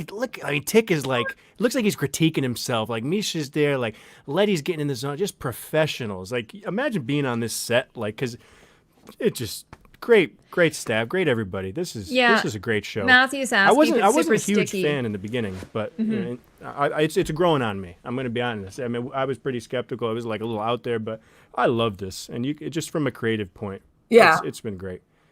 Yeah, Matthew, to answer your question, there's they use what's called a blood recipe in every company or every like for instance, my friend worked on American Gods, so there's a brand that they use. I can't remember what it was that they use. He told me. So there's commercial brands, but you can also make your own. Like you can use peanut butter, you can use this like glycerin, red food coloring, but even here it looks a bit chunky, so you can add in like tapioca. Sometimes they'll use gelatin just to make it look a little bit more shiny or like sticky. So yeah, it's pretty awful stuff. I did a movie years ago. It was called Queen of the Damned. It was a really bad movie with the kind of projects we all get. It was so bad. It was an Anne Rice. But there was blood everywhere. And what they did, and this is a little bit crazy, but they put Tide in the blood for the costumes. But the problem with it is that Tide is a detergent. Yeah. And so it soaked through the costumes, and it ended up giving a couple of people chemical burns. Oh my God. Like when I heard they did that, I was like, oh my God, you guys, you cannot do that. So anything that is close to the skin, usually it's very, simple. And you can just hop in the shower and wash it off. But if it's something on a costume, that's a theater trick where you put detergent in it, but you don't ever do it where it's... they had to call a paramedic, and the guy had to go to the hospital with these chemical burns. So don't ever put... in fact, I've worked with a lot of actors can't even have their clothes washed with Tide because it's too,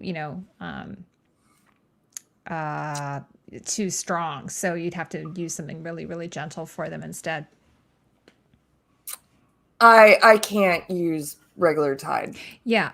It's really strong. And so you probably would you use like Sunlight or no scent? I use like well, that's a separate conversation. Hey Silas, is Lovecraft big on the gore factor, or is he more like creepy? Like you talk about him like he's a horror guy. Is he kind of a gore in his writing, or what? It's all in the mind, right? Because it's all written. But he'll talk more about like sort of bringing ancient horrors to life, and then kind of cuts away at the gore, and then you kind of get this picture of what happened after the magic was called, or the being came into the room, or whatever. So it's not so much like his arm was ripped limb from limb, or his body was, but it's more like they caused this to happen, and then they woke up and everything was gone, or that kind of thing, So it really isn't the like blood that matters so much as the setting that leads up to the reveal of this being. That's where it ends up being scary. So yeah, it's more gore in this, which is kind of fun. It's a visual medium, you know. The one thing I really like too is the shot right after the thing we're just showing, where they show the Shoggoth, you know, above the car. It's just like really big and terrifying, then coming right at Tick, and then he controls it. So that was a great shot. I really appreciated that. I Silas, love that they have a pet. sorry, go ahead. I love that they have a pet now. Yeah, totally. Now, Silas, was what books were the Shoggoths in originally? Is it just So- one book? It was in this long prose poem that he wrote called "The Fungi from Yuggoth," and so I kind of think that because Yuggoth was the planet, Shoggoth rhymed, is what I'm guessing, and then he included them in the what is it called, "At the Mountains of Madness," I believe.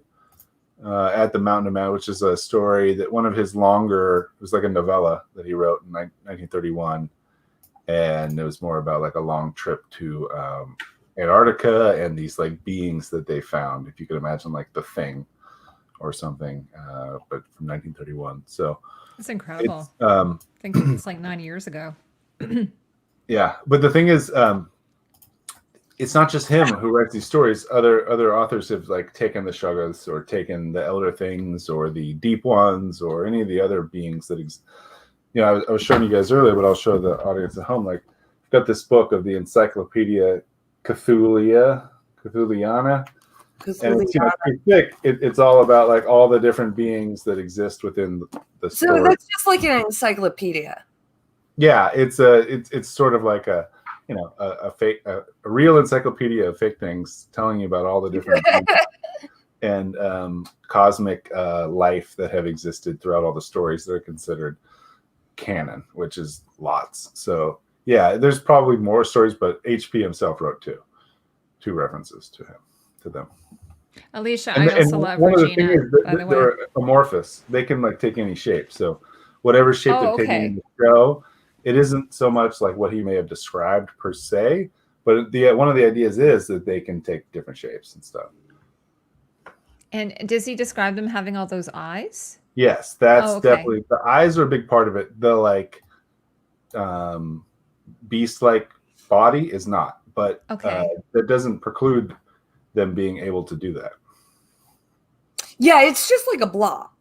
Yeah, Mhm. kind of like a blob, an amorphous blob with lots of eyes that can take different shapes. And, Fascinating. Alicia was talking about Once Upon a Time. I think she's a big fan. I've been planning on doing a Regina video like for ages. I have to do that, Alicia. Do a costumes of Regina. She says she likes Regina better. So that sort of makes sense because I don't know if any of you guys watch Once Upon a Time, but Regina is always set up as the evil one, but really, like, I mean, she's a very interesting character. She's the queen, like the evil queen. So it's kind of an interesting. Can I just say one last thing about the shooting Yeah. scene that I think is just like, I kind of like to push some of this social stuff. I like to throw a little fun. Is that they brought up the Nation of Islam connection again, and I think that's a nice part of history. If anybody just go Google it at home, because it's kind of part of the civil rights movement, or part of the movement that likes to get kind of hidden.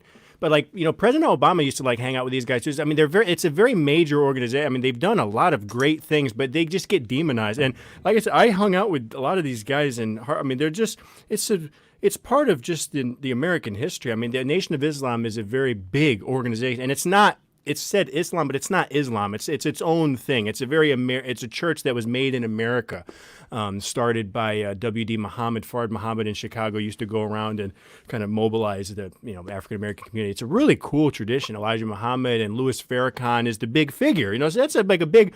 If you go into a lot of these communities, I mean, Louis Farrakhan is a very respected figure, a very polarizing figure as well. So I think it's good that they threw that in, because you hear about, the Martin Luther King stuff a lot, but, a lot of people nowadays are reading and getting into Malcolm X and stuff like that as well. So it's good to know about that Nation of Islam connection as well. I think it's just a cool part of, you could watch a couple documentaries on it. Then you got like the Moorish Science Temple. So there are all these amazing, even pre kind of jazz kind of Black Power movements that are really fun to study, especially for who's any old bloke that really is, just learning about movement and civil rights. We always hear about the big names, but there's all these little things. And the Nation of Islam's guys in my town, they used to like sell fish and stuff and go door to door and do a lot of really good work. And if you ever watch like Farrakhan speak, like he's a great speaker. I mean, he talks just about really good things. But people demonize this group, and what they showed in that thing is exactly what they used to do with these kind of groups. Is like they had no other reason to shoot the place down except these are a bunch of they're just a bunch of meeting together. It's a religious group meeting. They used to say the Nation of Islam was terrorists and this and that. It's like it's a really interesting. But amidst all of that, they've created a huge organization, and they're always good kids. I mean, the Nation of Islam is really good. I mean, the young guys were always really nice, like eat once a day kind of. It's a really interesting related. They eat once a day and stuff like that, no drugs and stuff like that. It's a part of the American history that's kind of niche. People will think of it as like Scientology, but it's not. It was actually part of the civil rights movement. I mean, the Million Man March, we hear about the Million Man March. That was the Nation of Islam. I mean, Louis Farrakhan started that. So it was cool that I saw that being in here, because it was just another cool part of history that I noticed. And that's a cool thing about Lovecraft Country is you could pick a car in this fucking TV show and do a whole history lesson on it. You could do the costume, a whole history lesson. Any of even that church, that Seventh-day Adventist church, you could do a whole discussion. I mean, they're packing in so much great stuff.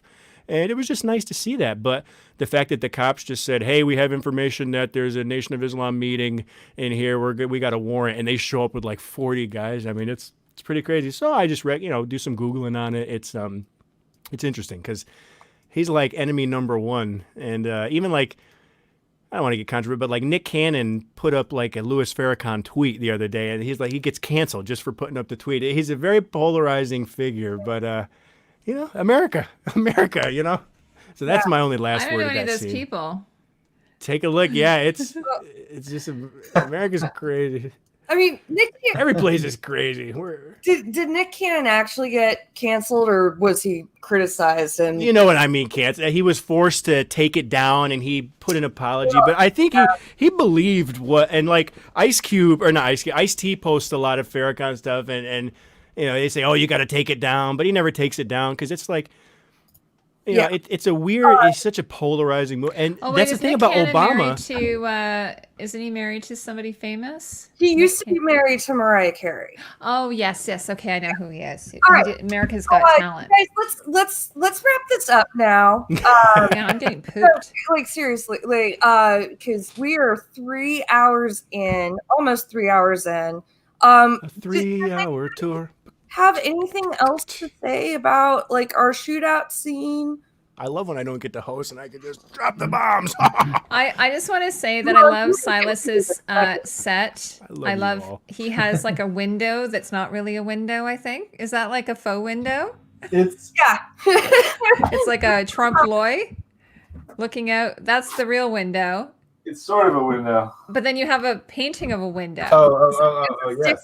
That was, as I was explaining to John, that was my vacation during COVID, was looking at that picture. I love it. No, I And love you that were so talking about much. wallpaper. You can buy these like from Amazon or whatever. Whole walls, Yeah.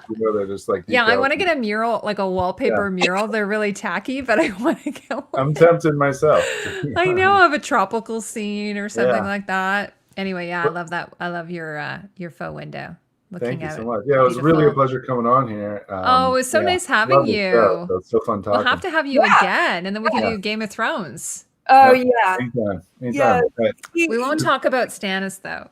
No, It's a we'll sensitive talk subject. about Stannis. We're just gonna Yeah. like ignore like D&D's Sure. version Well, of Love Stannis. laughing. I don't know if you guys know my whole like thing with the blog that I have. I think it's posted somewhere on this, but basically, there's a lot of Lovecraft in Game of Thrones, right? Like See, I didn't even know that. a lot of the gods that are worshipped are from Lovecraft. It's The Brown God. We should talk about that. That'd be so cool. Yeah. So I have a whole We should do blog on that. it, godsofterror.tumblr.com. I just wrote a whole Ooh. story over the weekend, an essay about like swan maiden myths and how they're used in Game of Thrones, but also throughout the world. So yeah, it's a fun crossover from this show and this discussion to everybody's favorite. So yeah, I'd be happy to be back. And Silas is also the author of the worst Game of Thrones or Song of Ice and Fire theory. Quake is not Joanna Lannister. Well, despite her disapproval, it's one of my most popular and most favorite discussed theories. Because people love the tinfoil. Yeah. It's wrong. I have to get this book. Where is the book on Amazon? It's an essay. Okay. So Heidi, I've written 3 books. They are on Amazon. You can look me up. They're on programming. I don't think. Oh wow! So that's awesome. So, if you're an insomniac, I got the cure. But if you want to read some stuff about Game of Thrones and Lovecraft, go to godsofterror.tumblr.com. It's up there. It's fun. And what I wrote a lot about is like George R. R. Martin's influences, but I also write about like why it's influencing the current story and why Euron was totally misused in the show, because he's much more of a badass in the books, and I can't wait to see what happens. But I don't know if Linda Kay can put your Tumblr in the chat for everybody. Well, okay, great. Well, I don't know if I can make it a link. Someone might have to approve it. Yeah. Only the mods can do the link. But I got the trailer too, if you ever want it. But when we're done, I just loaded up. Oh, great! Yeah. Thing. Yeah, Silas, I did a theory video on the costumes and how, but it ended up just being nothing. whenever you're ready, John. Oh, all right, let me share that up, and we will. Man, episode 9 already. Holy sh! I know. So all right, here's the trailer. Here we go. Something's wrong. She's been cursed. Christina will help Dee. For me. You can't trust her. Every step to my ascension has been meticulously planned out. Can you remove it? On one condition. Promise me you won't hurt my sister. There's no making this right.